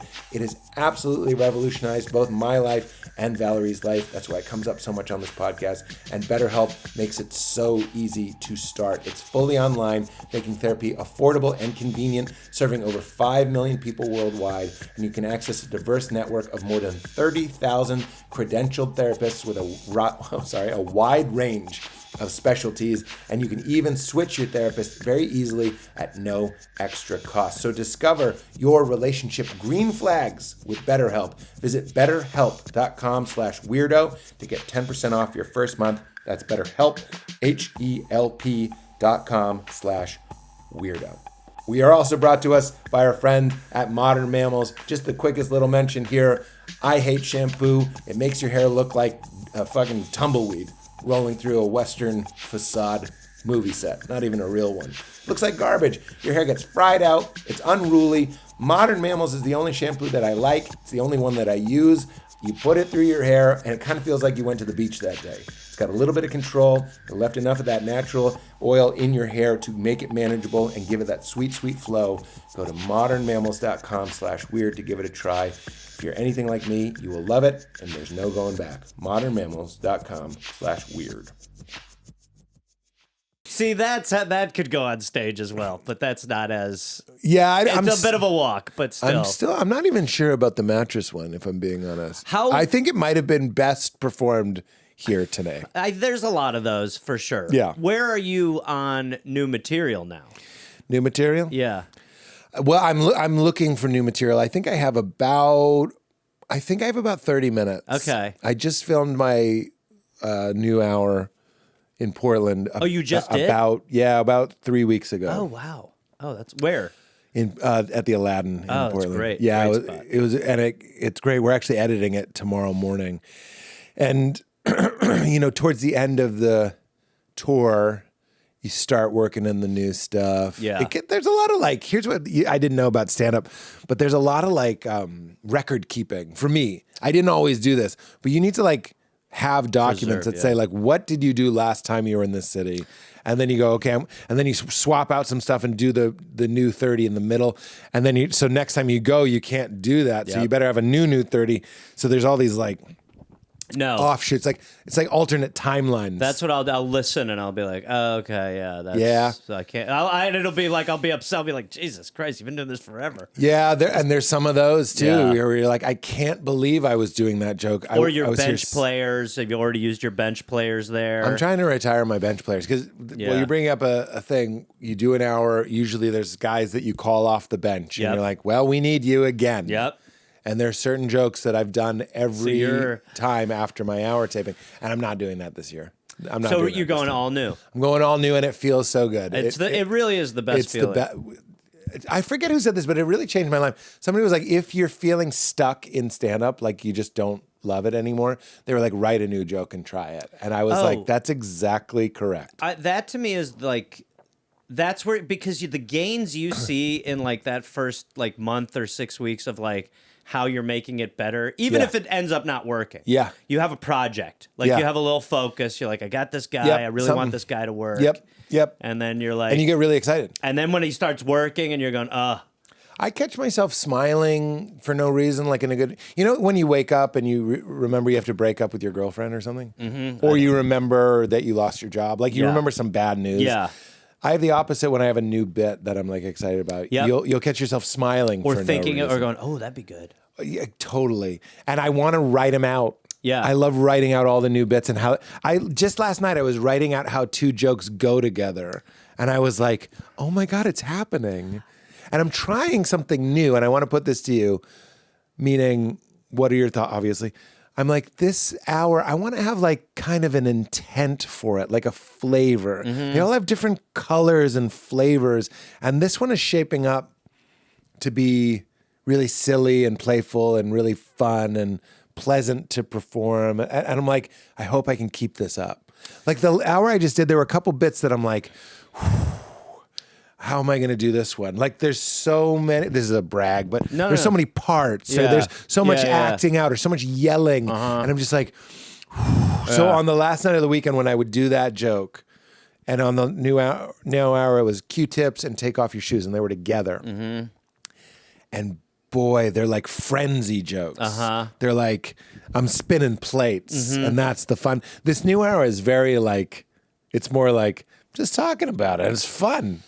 I think, you know what's funny is like, when you get those more complicated, longer runs, and they kill, you're like, fuck yeah. But when they don't, you're like, well, that was a lot of chatting for you guys to watch me drink water now because I finished that. That's right. Yeah, like, and it's over because I've stopped speaking. Yes, not because it was actually, good. I have one joke where I'm like I'll get like either the like, oh, clap for him, or like and I'll go, that applause I can tell is based on, you're like, wow, that monkey danced a lot for a banana, like. Because I'm like, I talked at a high velocity with a high rate for a while, and you're you're really me. nailing it. In stand-up, if there's anything that's vulnerable and unpleasant, it's when you're in the middle of a joke that requires a lot of performance, a lot of words, and a lot of volume, and it's not really working. And normally I've got people with me here, and you're not there right now. And then if you're me, and let's say I have some jokes about my parents or something.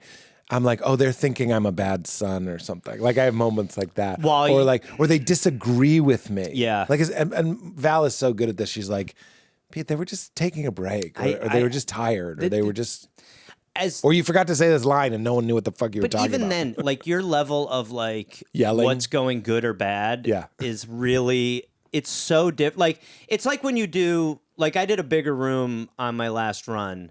Like, because I mostly do clubs, and I did like a bigger room, and I was like, I definitely was like, don't talk about how you feel like you're bombing a lot. Yeah. But a couple times I was like talking about it, and it was just because the room was so big, forget it, that the laughs leave, buddy, so quickly. Oh, in the big room, you felt like you were bombing. Yes. I'll say that. Yes. Which Absolutely. you probably, because you're theaters only. No, I'm not theaters Oh, are only. you I'm not? alternating all the time. Oh, okay. In fact, the night before Portland, we were in Seattle. And the Where were you theater- there? I forget what it's called. Okay. I'm so sorry. But it's where the Even Flow video was. There you go. And we watched that Plenty. backstage, and we're like, I can't believe I'm like following Even Flow. Yeah. In your head. In my Wow. mind, that's the only thing that's Get him- happened there. yes. Even Flow, and then it was Yeah, me. yeah. But I really, 90s kid, I couldn't believe Nirvana had been there Yeah. and Pearl Jam, and I was like, this is insane. So I was really into it. But that was about 1,700 or something, which is really big for Mm-hmm. Yeah. me. And we went out, and to me, it's like you going slower, hand in pocket, try not to yell too much, and go slow and let them laugh. It takes a while. It's like drying your bed sheets. It just takes longer. Yeah. Club is like you're hand washing a sock in the river. This is like I'm machine washing the fitted sheet. Yeah. So you just have to go slower. But then we had such a great time, and we were like, holy shit, 1,700 people is great. Like they're really Oh, yeah. giving it up. Then we go to the Aladdin, which is, I don't know, 13 maybe? What do you think? I think it's less. I think Is it's it? like 1,000 maybe. Okay. And we were like, wow, there's a big difference. It felt more like a club in a Yeah. good way too. Yeah, yeah. But I had to stay on top of them. I hope this is interesting, but I was like, wow, even in a theater, you can still feel scrappy, and you can still feel, it's not orating yet. At 1,700, I felt like I was orating. Yeah, like you could be right. like, and that is the punchline. Yeah. And there were enough people to carry it. Small theater, you can still feel like you're bombing, and you have to like pick up the pace. All the tricks you would do in a club. Yeah, it is. It's real. It's so weird. It's like I do like the clubs I go to for the most part. I'm like, okay, yeah, I can tell what's going on. Yeah. I have a much better pulse of the room. Those bigger rooms, you start going like you. I always, because I started stand up kind of late, so I watched stand up for a while, and I would always be like, why is this guy talking about how he's bombing? He's not bombing. Yes. And I'd be like, don't do that. Or, You're taking a page right from my book. Before I go out, I'm not going. I'm trying to think positive, like share a gift, give laughter, give light, and then I'm also going, don't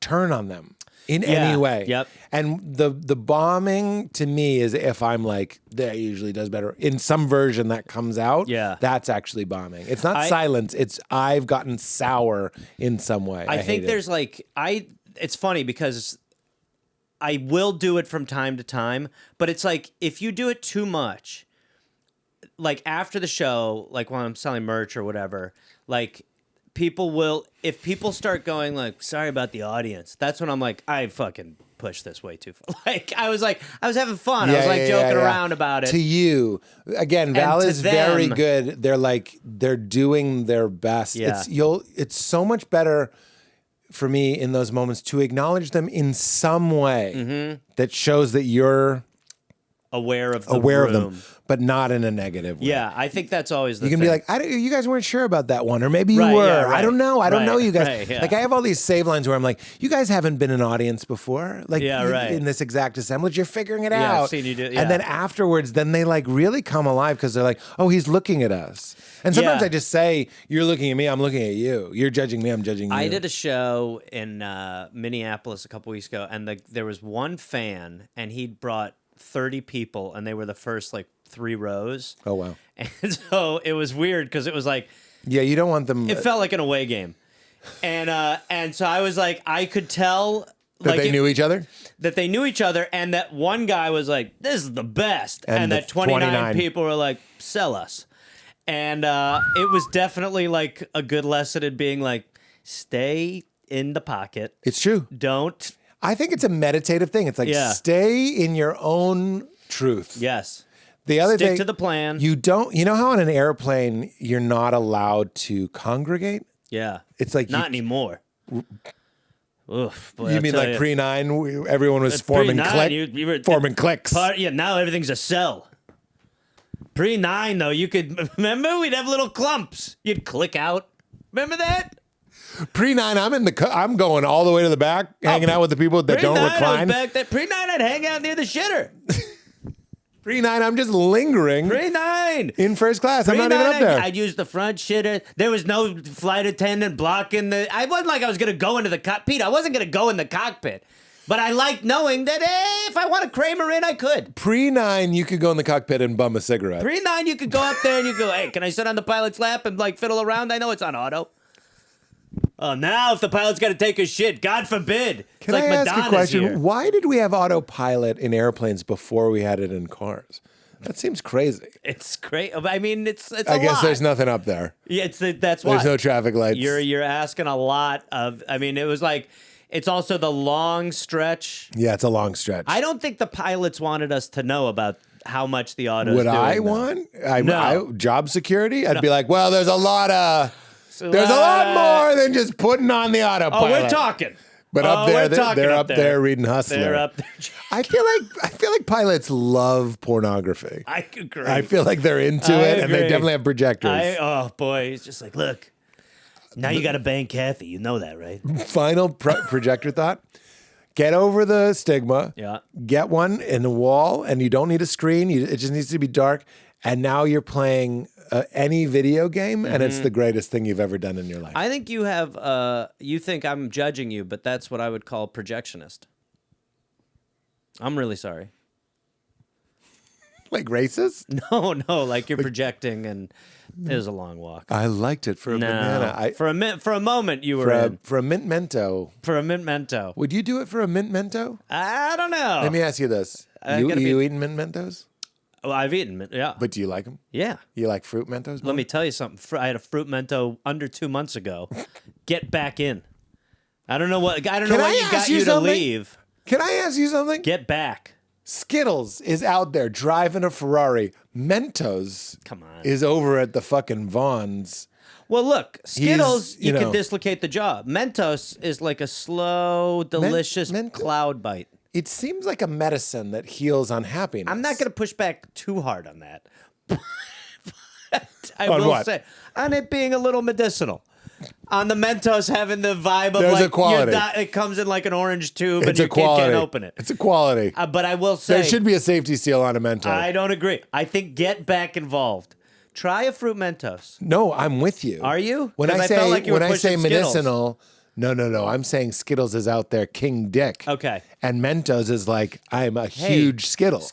I relate huge to Mentos. soft Skittle. I relate to Mentos a lot. I'm like, I'm out here slinging delicious fruit candy. And everybody's buying Skittle tickets. Okay, you bring me in. I'm a fixer. I'm Yeah. like the wolf in Pulp Fiction. Yeah. The Mentos people bring me in. Here's my Yeah, fixes. yeah. You got to be fucking shinier. Yeah. Why is it so dull? Yeah. It's like this dull pale orange. Yeah. It's like orange was dying, and it was like Mentos, and then it was gone. Because this is what Mentos was like. Look, we don't want to put so much goddamn coloring. It's the taste. No. And Skittles was like, we invented a new blue. And New Blue is winning all the way. Tropical Skittles are just accepting the award. I want Mentos, and I want it fucking hard color, like the way you would paint a car. You want, yes. Orange. You want the sheen too. Pow. You want a Slick. And it could be a little bit harder. Pow. Pow. I'm saying you can take your current inventory of Mentos and put the sheen and the casing around it.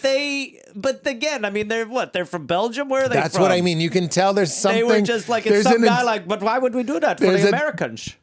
That would make no sense. It's like, look, they trust us. Okay, Give it the Ferrari glean. there's something Italian cookie about Mentos. And when I say Potentially. I'm not you know opposed. Italian cookies, it's like, what is this, flour and nutmeg? Like, why is it there? done? Is there? Have we finished? I think you guys put out a half-done batch. When you're a kid and you eat an Italian cookie, your dad's like, we're going to the best bakery in town. It's like a snowflake. Yeah. And you eat it and you're like, what is that, sage? Yeah. And then like the other option is like biscotti. It's burned. It's all or nothing. When you have an American cookie, and is there Yes. anything? Look, I'm going to say chocolate chip has lapped apple pie as the official Yes. treat of Yes, America. without question. If you eat a fucking butter, sugar, chocolate explosion that's Yes. crisp and flat and Yeah. you're fucking jizzing, Yeah. and then you eat an Italian cookie, Yeah. I agree. I think, you know, honestly, I like Thai food. I went to Thailand. I ate the Thai food. I was like, I hate to be this guy. but the American Thai You guys food- aren't doing it right. You come to where I'm from. You tie-splained? I tie-splained. I did. Let me tie-splain this to you. Well, no, America takes a lot of cuisines. And it's a lot of sugar. Well, we're and- putting sugar in the so that's, pasta sauce. I We're putting put sugar. that in, but I was like, even your consistency, Thailand. Well, in defense of the Italian cookie, it is more subtle. An Italian cookie is like We're a not going book. for that. Yes. It's like a book. Yeah. Chocolate chip cookie, that's Netflix. Yeah. And we like Netflix. I want to be able to scroll on the phone and have them shout who everyone is 4 to 5 times. An Italian cookie, you eat it and you have like a memory. Yeah, and you're like, we should go for a walk after this. I want to go in a biscuit coma. That's what I want when I eat a cookie here. I want to be like, oh my God, I just yelled at my dad for no reason. I got a nap. Why did I just say fuck off to one of my parents? You eat an Italian cookie, you go on a walk Yeah. after, or you journal. Yeah. You're You like, play some light piano. I'm going to leave my phone inside and sit on the porch. Yeah. Watch the sky for Because a I little actually while. have less dopamine now. I'm I have actually less feeling good. I feel good. I ate real food. There's a sunset quality Yes. to an Italian cookie. Whereas an American here- cookie is like, after you eat this, all day you're going to be chasing the I'm going to dragon. delete all my spam. After you eat a Yeah, you're like, chocolate I'm chip- full of like a weird project. Yes, everything Americans eat is to motivate asinine, banal office And then you go work. in the. It's how I feel about coffee. I It drink a was lot of coffee. It was invented for people that are like looming all And day. then I go- like working a loom. And then. I don't mean how like confusing Donald is Trump. the guy in charge of the loomers? He's over him. He's looming. No, he's not. No, I mean he's like leering. Never mind. He's looming over the loomers. He's looming over the loomers. He looms He over looms. the loomers. Who's the guy who's Is that- watching the loomers? If you're the supervisor of a room of people looming, you are looming. Speaking of loom room, You might be a redneck. He forgets who he believe- is. It's worse than we thought. if you're doing this voice with this premise, you might just be Jerry Seinfeld. Jerry. Me and Kumail used to do. You did colleges coming up, I'm assuming? No. No. Well, it won't be as fun. But we used to do I'm aware. Jeff Foxworthy, you might have a comedian on your campus. And we were like, if you see a guy in a rental car drinking a Holiday Inn Express coffee, rolling down his window and asking you where the student center is. You just might have a comedian on your campus. That's so good. Okay. You might I had an audition once. Do you remember? on your campus. You might have leapfrogged this because on your show you were.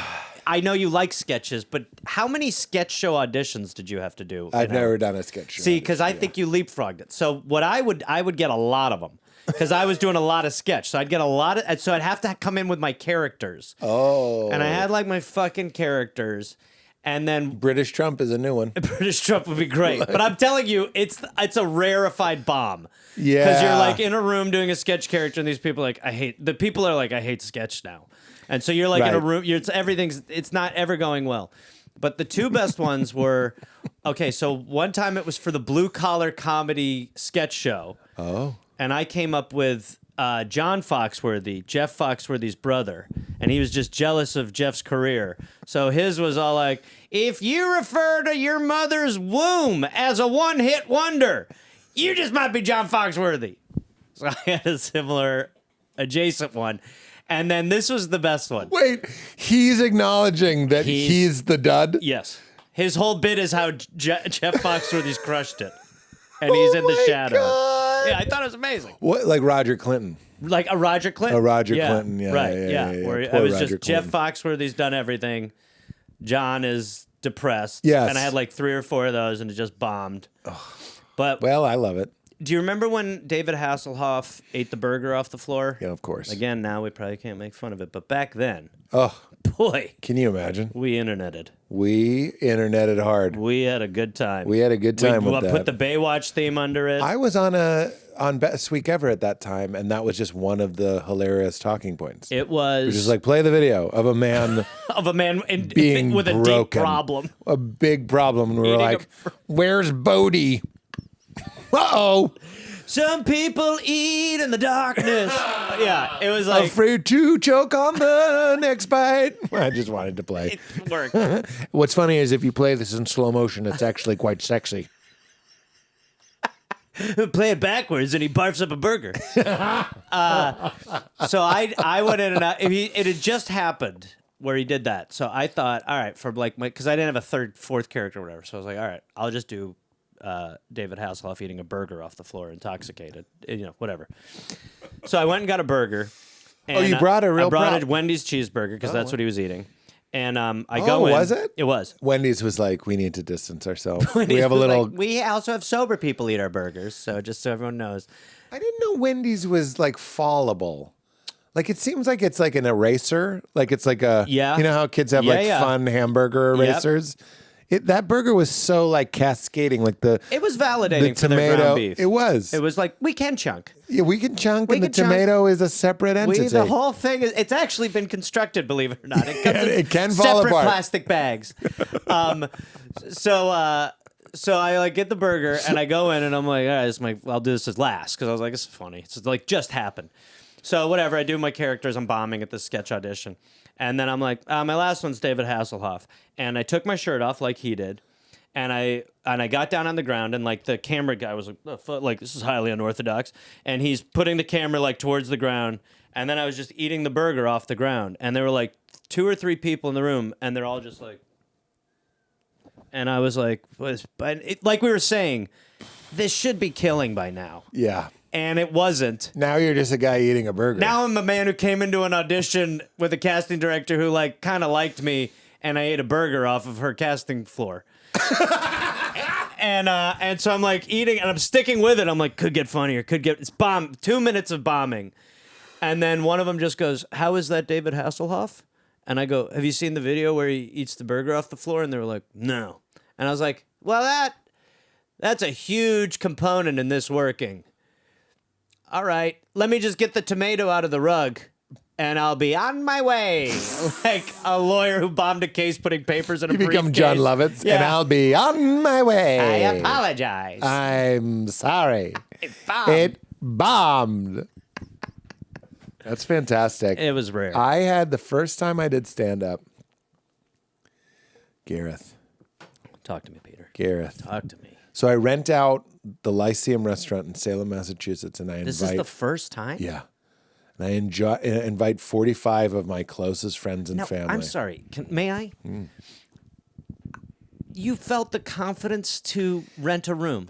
I'm telling you, my friend, You headlined your first show headlined in my front of people first- you know.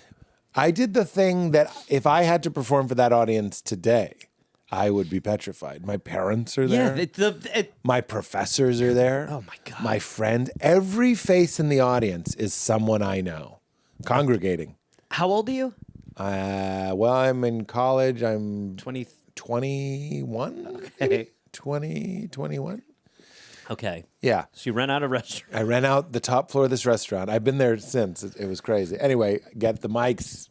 My friend Aaron, his dad, Dave Bonner, gave me the equipment for free. No opener. I was just going to ask, wow, No opener. who announces?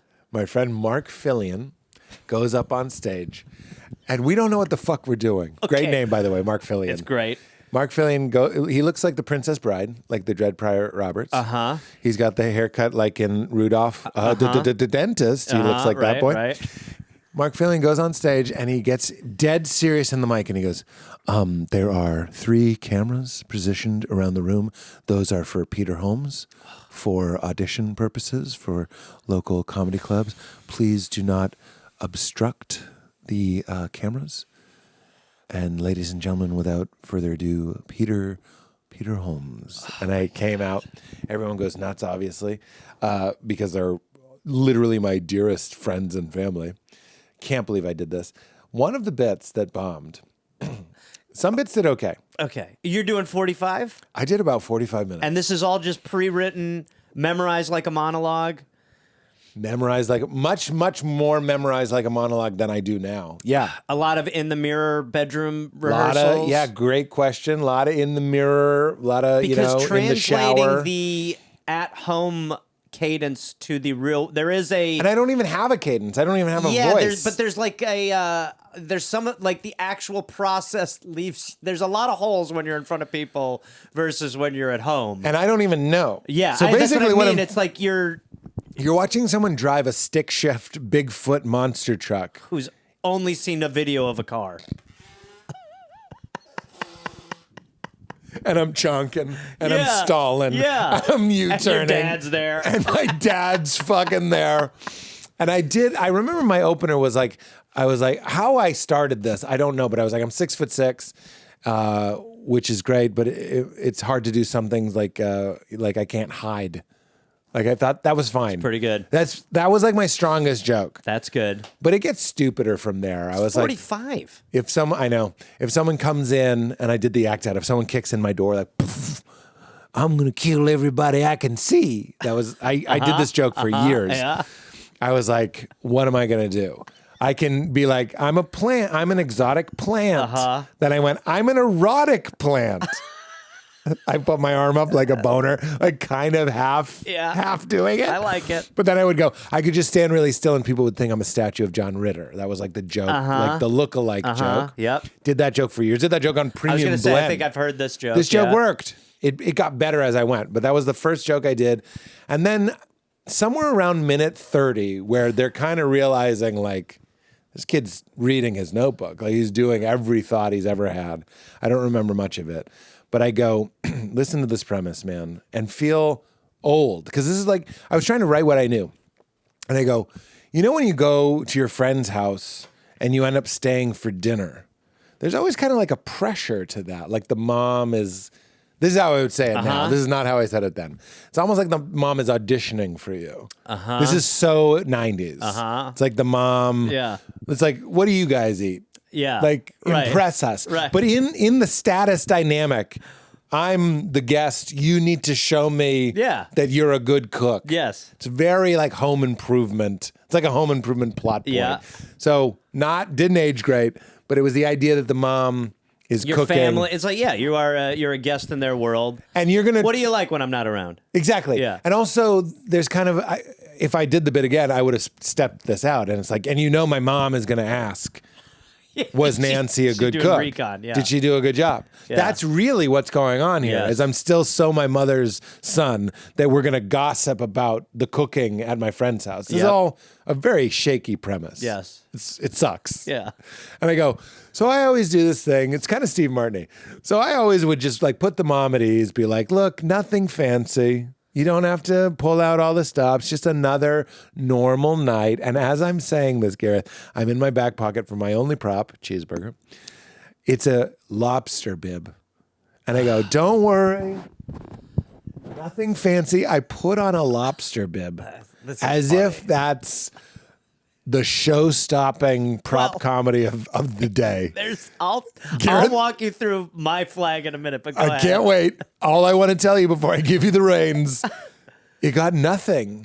And then I'm wearing a lobster bib, bombing, and I'm like, all right. And I like ripped it off, like, like tore it. I was like planning on reusing it. I got the lobster bib from Legal Seafoods, and I was like, I know what worked I'm at going to Legal do with Seafoods. this. In Boston, I was a host. Wow. Fuck. It's funny and beautifully embarrassing. Yeah. But I almost am walking myself off my note because fancy, high expectation in my head. I'm like, well, yeah, but lobster bib says specifically seafood, but lobster is considered the affluent meal. Yeah. So you're saying I'm expecting lobster. Yeah. I think that is very funny. That should have gotten more. But how fucking great is it when something bombs and you have to live with the prop? Like you live with the prop. Like and you with the have a burger on the lobster- ground. Like the burger on the If ground. I was going to do it, I'd do it kind of like Vince Vaughn now. I'd be like, I always tell the mom, like, relax. I'm just a normal guy, just a normal night. Don't worry about it. Don't do anything fancy. If you do have some sort of sorbet in between courses, I'd love to cleanse my palate. Just something so I'm not tasting the appetizer while I'm eating the... Is there an appetizer? I'm assuming there's some sort of... I love a buffalo wing if you have a deep fryer back there. Like if you could get some sort of like 3 different kinds of wings. I love when you try them. Oh, you know what I... But then you're stuck in that fucking shit. Yeah. The lobster bib, at least it's one and done. I see. That's tough. I feel like that's good. What did you close on in your 45 Great minutes? question. Couldn't tell you. Did you use this tape around town? I sent it to the Comedy Connection in Providence, And it Rhode worked? Island. They gave me a 3-minute guest spot. Okay. Based on the tape. And then you went... did you start going back? That's a great club, by the way. I hardened towards that club. I bristle because I shouldn't. They were nice and gave me a guest spot.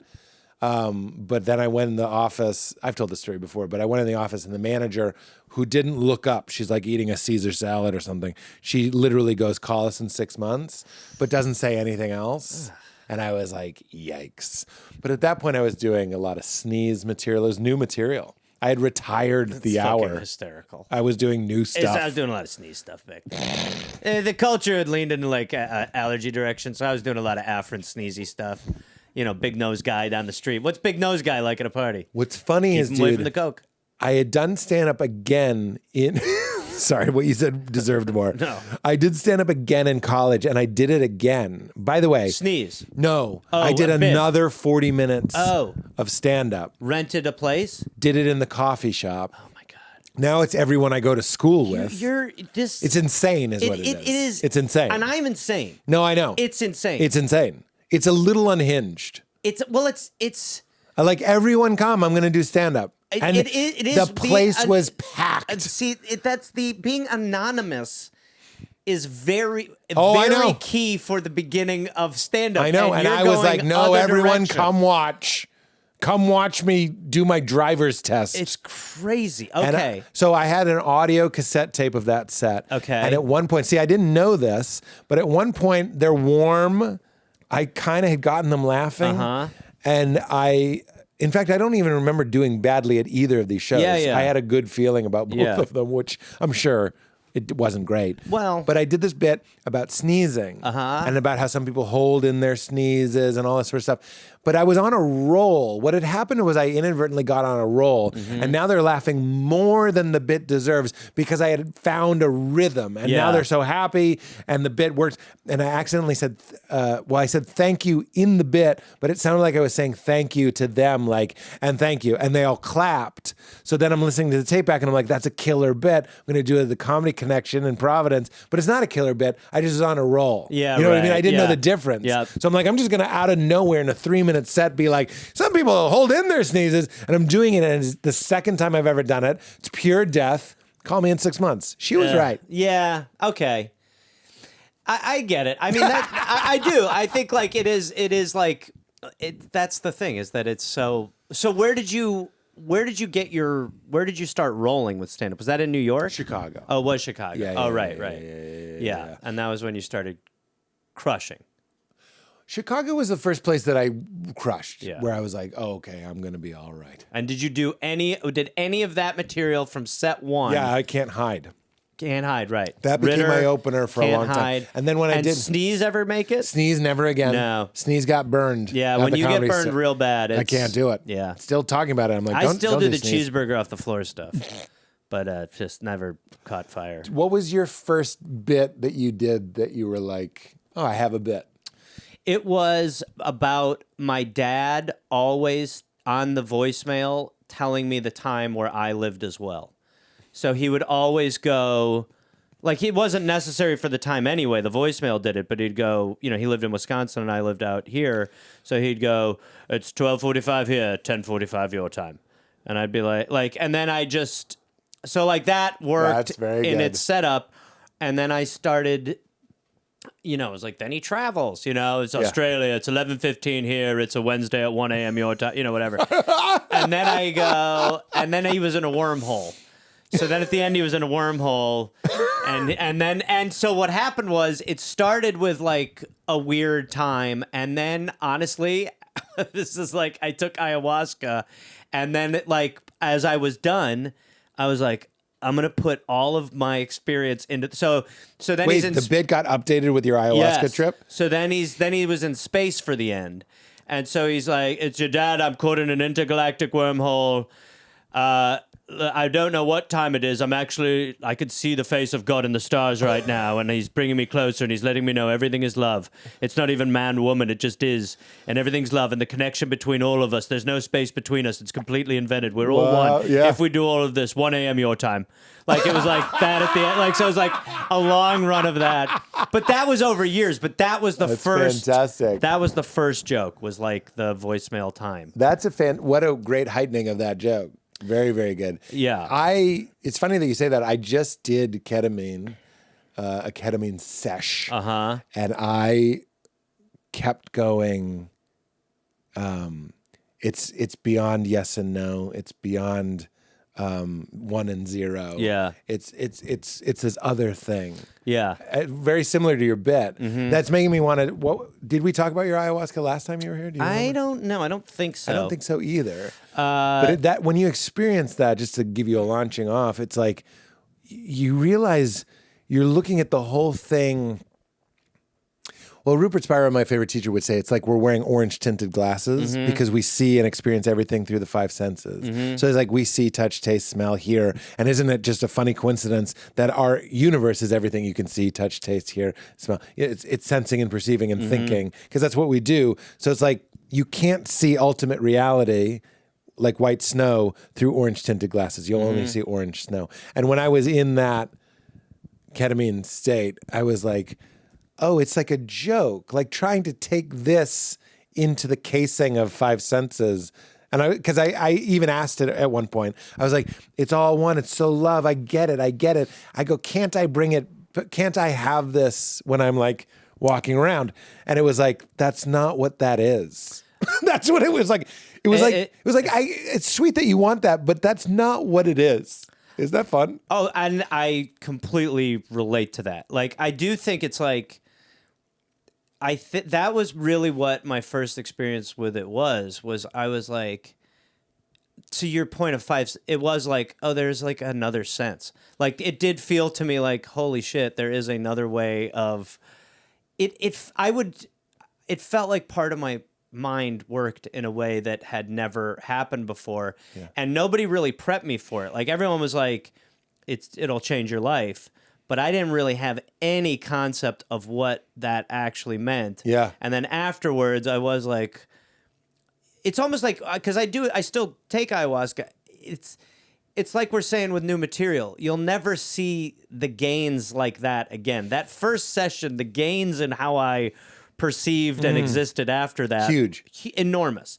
Total Everything was game changer. different. I got on a plane the next day to go to my grandmother's funeral, and I was like, I can't imagine being at an event like this and comforting my mother in the way that I am now without this. There was like, all of a sudden, it was like The Matrix where he knows Kung Fu. I was like, oh, Yeah. I can explain where I think my grandmother is in a way that is not too spacey to my mother, but is also comforting. Wow. And then ever since then, it's like, it's just kind of like reaffirming the stuff.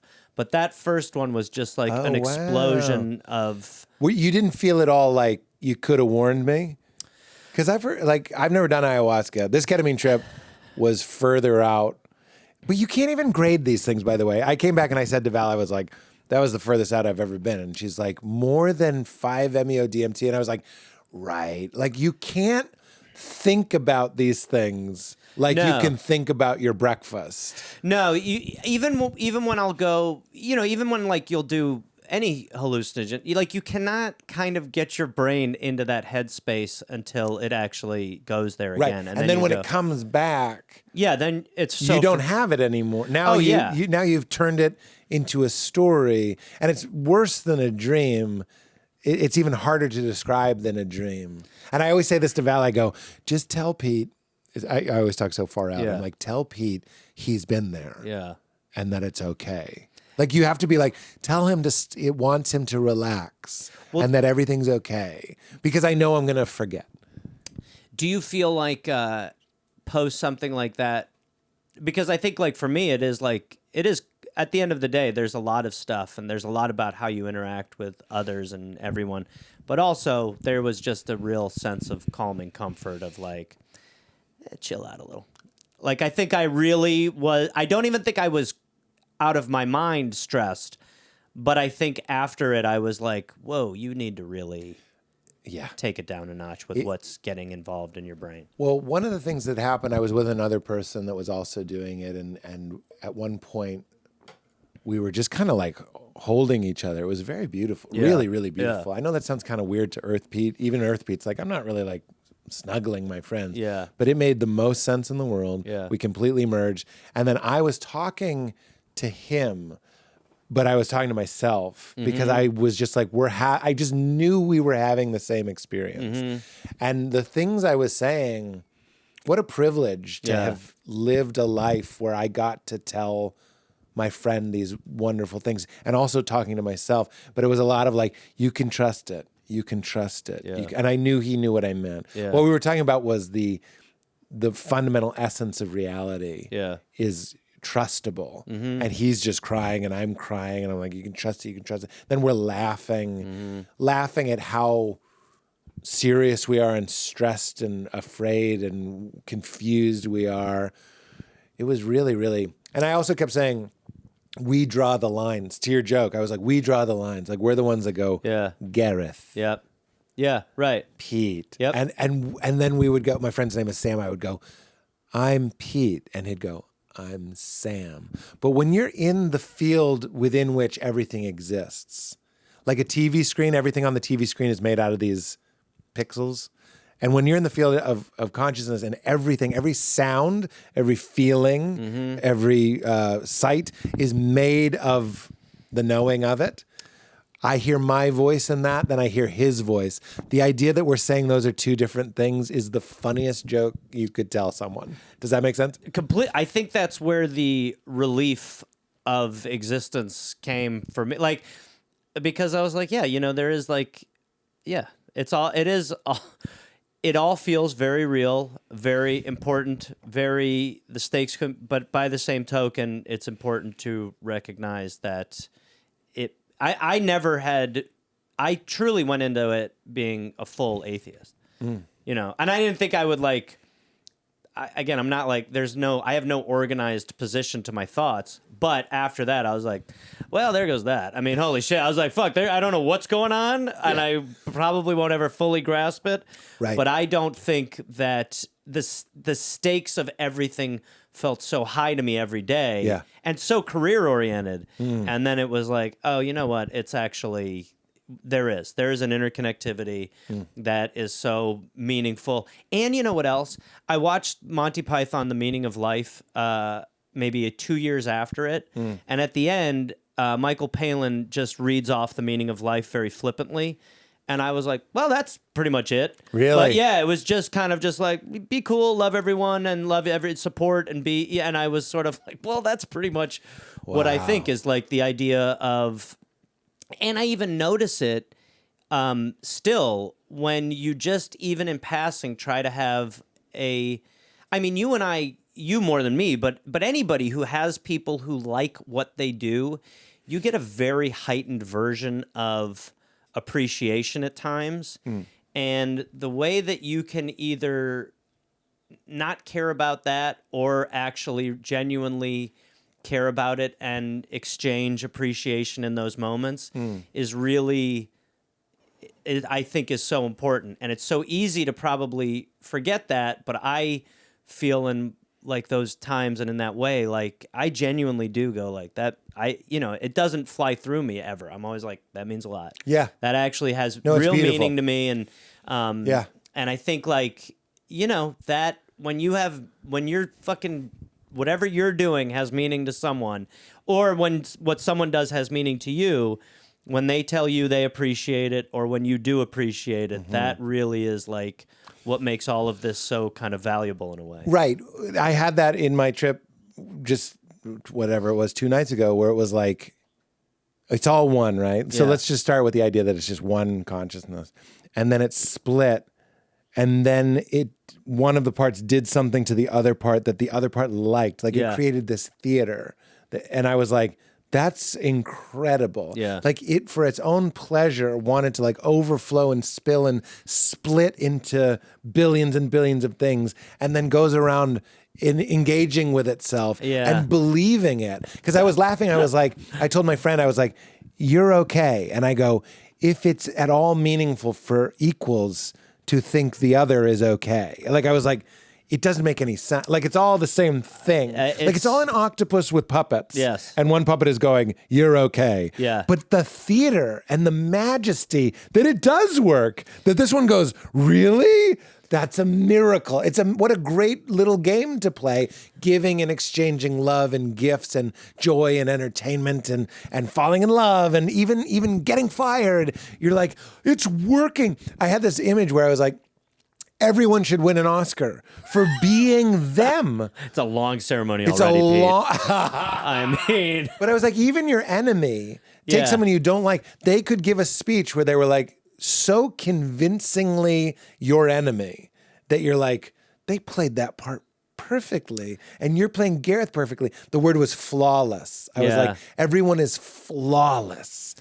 I think that is like, I mean, I would imagine, I think that is why, like, when I try to, I would never be like, do something that you don't feel like doing. But that is, and maybe where even people listening or watching would be like, wait, what's going, like, I am like, I can't imagine having lived a life without trying something like that, because I think to that point, it also is what makes you view the struggles of people in the world, or when you meet someone who has a much harder existence or a struggle, you do go, fuck, you want to like help in You some recognize capacity. yourself in yeah, them, yeah. because it is. You are like, we are combined Yeah. in whatever way, Yeah. and these little tethers that maybe we don't see Buddy, are so the day important. after, we had friends coming over, and I was, to each one of them, I was like, I'm so glad you're here. And I really meant it. I was just And like, how did they take they it? were fine with it. Yeah, but They they're were fine with it it. less than going like, oh, Pete, I love you. They're like, cool, that's awesome, Peter. It was in a normal way. I didn't do it in like a vacant, Did you put a hippie lobster way. bib on before I had you a did lobster it? bib on, and I was like, I'm so glad you're here. Yeah. And then I licked my lips as if I was hallucinating that they were a lobster. Yeah. Then they looked over and there was a giant vat of butter. And I was Yeah. like, I'm so glad you're here.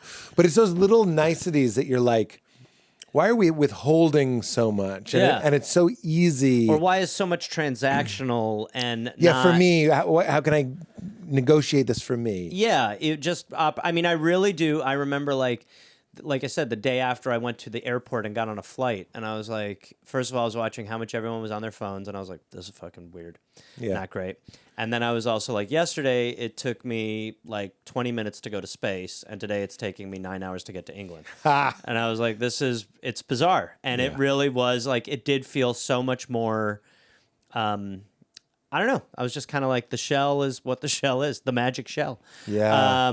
Oh, that's funny because one of my experiences going to Lobster Bib. Yeah. The lobster is my favorite, like symbol. Yeah, right. Is because I'm like, oh, we are all just in a lobster. Yep. Shell. Yep. But there's something, and that something we share with everybody. Yep. There's only one of those. Yeah. You could also say Bird Talker has that lyric about we're one wind in different sailboats, but it's just one animating. That's a really good way. You could also say it's one knowing. That gets a little, a little more philosophical to call it knowing or being. Yeah. But when I was there, it's funny that you said Monty Python. I had a real moment where I was like, whoa, because when I came back, I went into my first K-hole, I guess is what they would call it. I had never been in a K-hole, and 10 out of 10 would recommend. Yep. Because if you're resourced and not with good people and right setting and all of that, Yep. and you go into a place, Val was laughing at me. I was like, it was the stillest thing I've ever seen in my life. And even as I say this now, it's kind of emotional. It was like you're watching a movie, like on 8mm, like, and then all of a sudden, in front of the projector, someone just puts a piece of thick black poster board. So instead of like frames, everything just stops, and you're looking at the stillest black poster board. None of this is gonna make much sense. But I was like, and everything went away, time, space, and I was just like looking at this, but I wasn't even there, and I was like, as soon as I came out of it, just went with it. That's another thing these things want you to know is like just like naked on the Titanic, just being like, yes, just like scream yes at everything, and not just the experience, but here.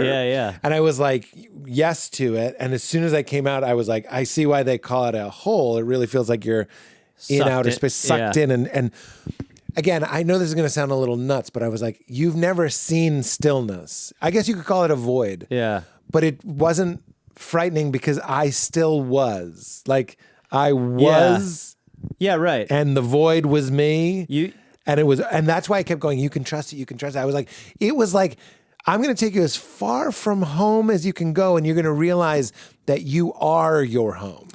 Well, like, you can't leave being. I completely like, that's why, like, when people talk about ayahuasca, they're like, you shit your pants. And I'm like, that to me, I don't know who put that into but I'm like, that's a corporate talking point. Like, Wow. they're saying that so you don't go take it. But and I've been in ceremonies and there has been a guy or two who shit their pants. Yeah. But you don't have a body, let alone Yeah. pants. Yeah. So you don't even you could care less if you shit your pants. That's so funny. Somebody was like, or throw up. somebody was like, oh, you were frozen and you couldn't move. And I was like, there was no me. Yeah. Like, the idea of A body me being an issue Yeah. is not an issue. That's so fucking funny. So the reason Monty Python, I was trying to describe it. You know how Monty Python would occasionally use like an animation Like style? a Terry Gilliam, like Yes. yeah, Where something is clearly like paper. yeah, Or the intro to You Can't Do That on Television, Yeah, where it's yeah, like, right. and then they cut it open, and I was like, it was Kinda like like- that, shunk, something that's not a cartoon and is not a movie. It's just, Yeah. And I was there, but here's the trip, man.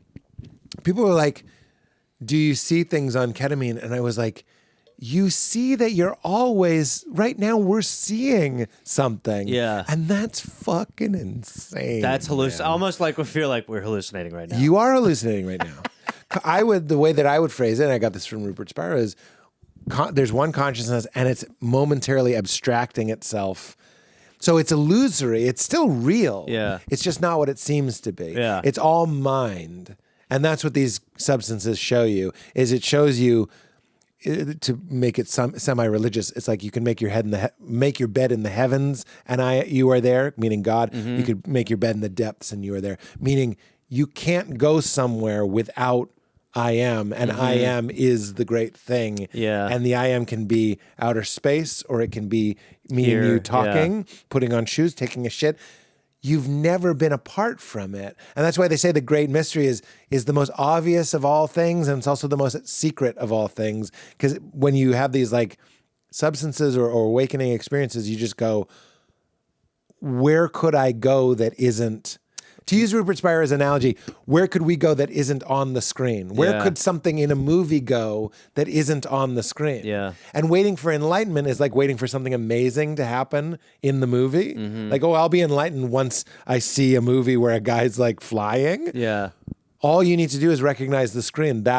You go, I'm on a screen, and the screen is consciousness. yeah. I think that. I mean, again, it's like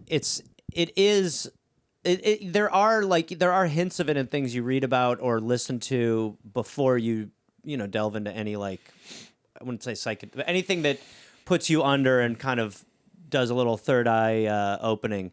But that to me was really it. It was like it felt, it wasn't even that life felt lonely, but once I felt like, you are just one piece in a puzzle, you were like, oh, okay. That took me from feeling like a fully inflated balloon walking around that was afraid of a needle to being like a quarter-filled balloon that was just like, I don't give a shit. That's beautiful. Because you had the interconnected jigsaw thing. Everything that seemed so important the day I went in there, the next day felt half as important at Wow, most. really? Yeah. Including like what?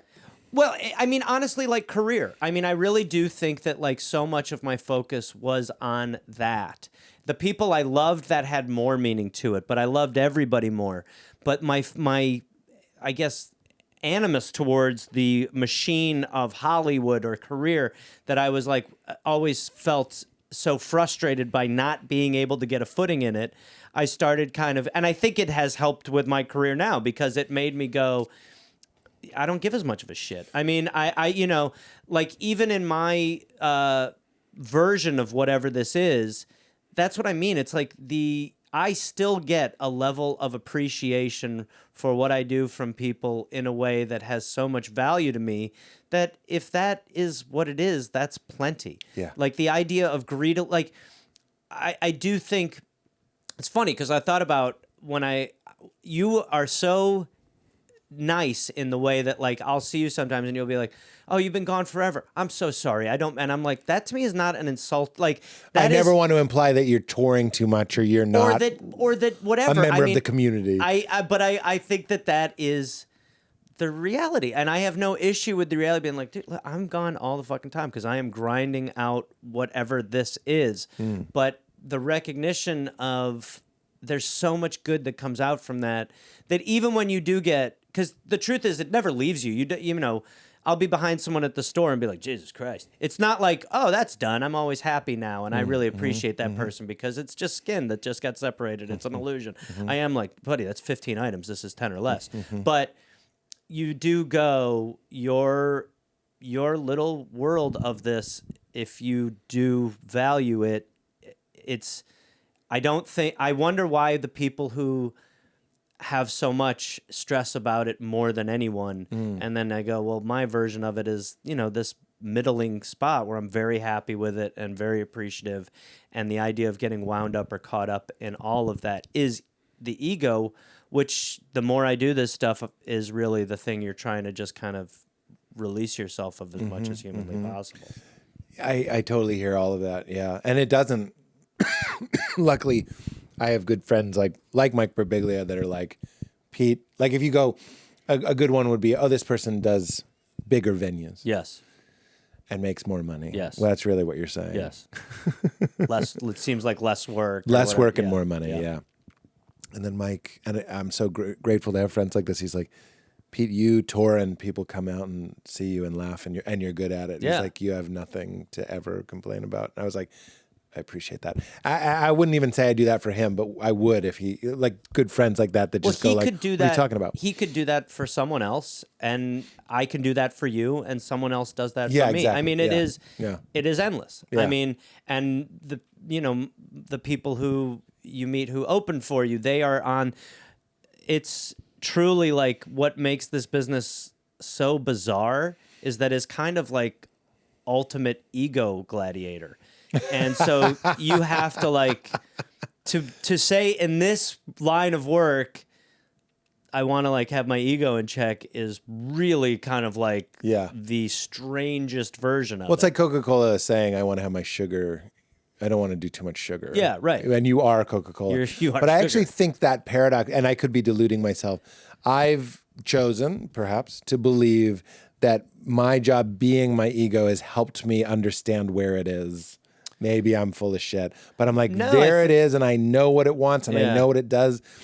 I'm trying to do a bit where I'm like, don't even ask what I think. It's so boring. It's like, what's in it for me? Like, will it make me comfortable and happy? Yeah. Will it make me jizz? Yeah. Like, it's such a snooze. That's good. I'm interested in other things. Yeah, right. Like, let's not talk to the monkey. Yeah, right. About how the monkey's doing. Or what the monkey thought of that movie. Yeah, right. Like, who fucking cares? Because once you've tasted these higher altitudes, you're just sort of like, I'd rather... Like, when I was on ketamine, we were talking about my parents, and I was like, I talk about this stuff all the time. Yeah. Let's go to the blue planet. Yeah. Like, let's go to outer space. So we're past 2 hours. It's fine. Just in respect for your time. Can you give me a taste of, and you have, but I don't want to leave any stone unturned here, something that you took away, especially from that first ayahuasca thing? Was there like a deathless revelation? Was there like a, just tell me. I mean, I felt like, honestly, that first time was just, I think I was just getting my bearings of like, holy fuck. Like I felt a third eye connection to a place that I didn't know existed. And then the second What do you mean time you saw a place? I felt like I was having a communication with something so far outside of myself that was willing to scoff at my questions and answer ones I didn't even know I wanted to ask. Like I went in there going like, do I smoke too many cigarettes? You know, and it was like, yep, that's crazy. Don't smoke. Anyway, how about like, it was kind of like that. And so the second time I went in a little more prepped to try to have some of these questions answered. And again, the agenda what was so funny during the session, because it's like, yeah, it's not a fucking presser. Like, and again, I think this is why these things are so synonymous with the word love, is because that was really the only thing I kept thinking of was love, providing love, feeling sad for people who weren't loved, and recognizing that people are the way they are because of the way they were loved or the way they don't know how to love, and how really at the end of the day, even being pleasant is an extension of love, and you never know who needs it, who's asking for it or anything, but deep down it is fully, the thing that brings people the comfort that makes being a human okay. Off of that, so I do parts work, therapy, internal family systems, and let's say I find a part of me that's real gruff. It just means an aspect of my psyche that's really afraid and angry, or it might seem ugly to me, or vicious. Yeah. And every time it's a shock and a surprise and a delight that all it wants, just like every person, is someone to say, thank you, I see what you're doing. You're doing a good job. Yeah. Thank you for your help. And can I help you? And I love you, basically. Every time I'll find the prickliest protector, and I'm like, well, there's no getting to this guy. And all you have to do is be like, I see you. I honor you.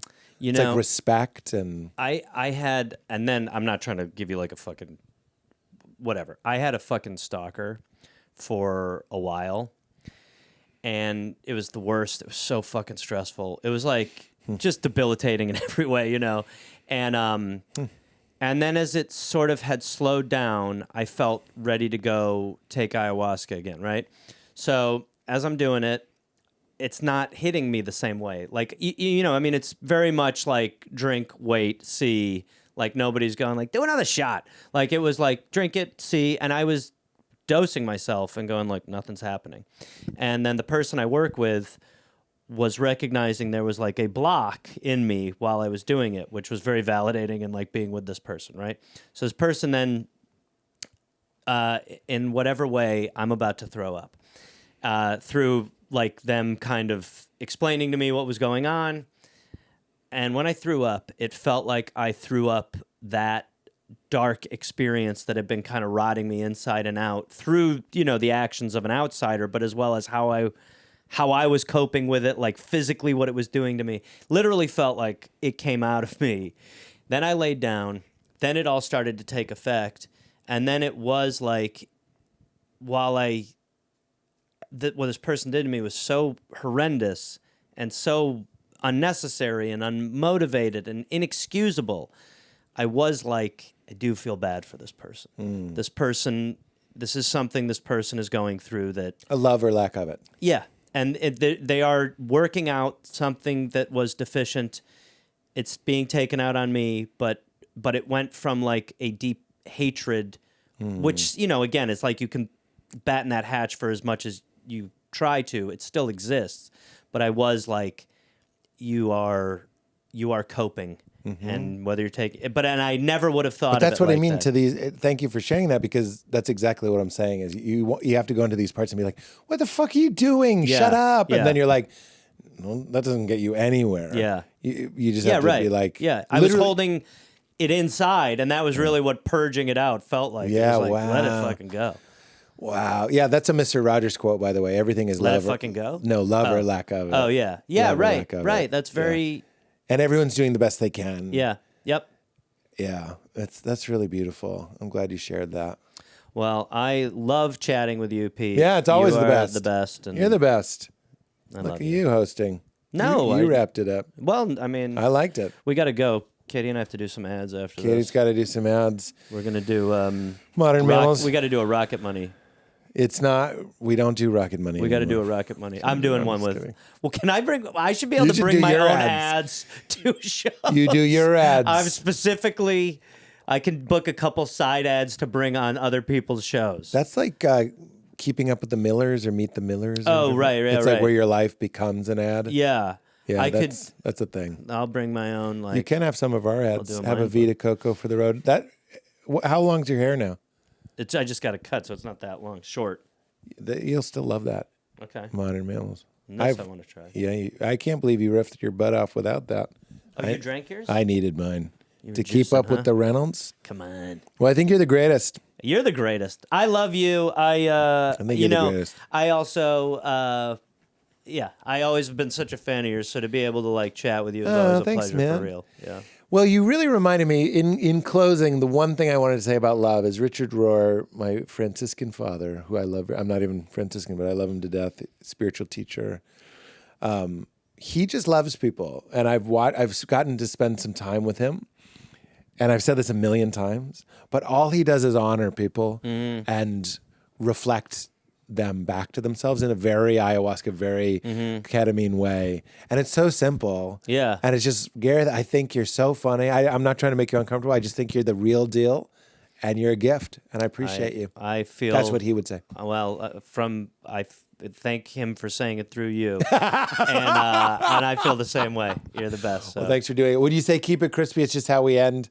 Yeah. And apologies for all the riffs that we left open-ended, that we didn't seal up. It's okay. It's what happens. Listen, we made it weird. We made it weird. Keep it crispy. Oh, you gotta keep it crispy. KFC on air, first one. Like you're shattering a Clinton mattress. You Keep tap it crispy. You tap it with a rock hammer and it shatters. Just like shatters. magic shell. Like running away. Tres leches cake. Thank you. That's what Bill used to say. I'm gonna tres leches. I'm about to trace light chase. Oh! Oh no. You made it weird. You made it weird. You made it weird. Oh yeah. You made it weird. You made it weird. You made it weird. Oh yeah.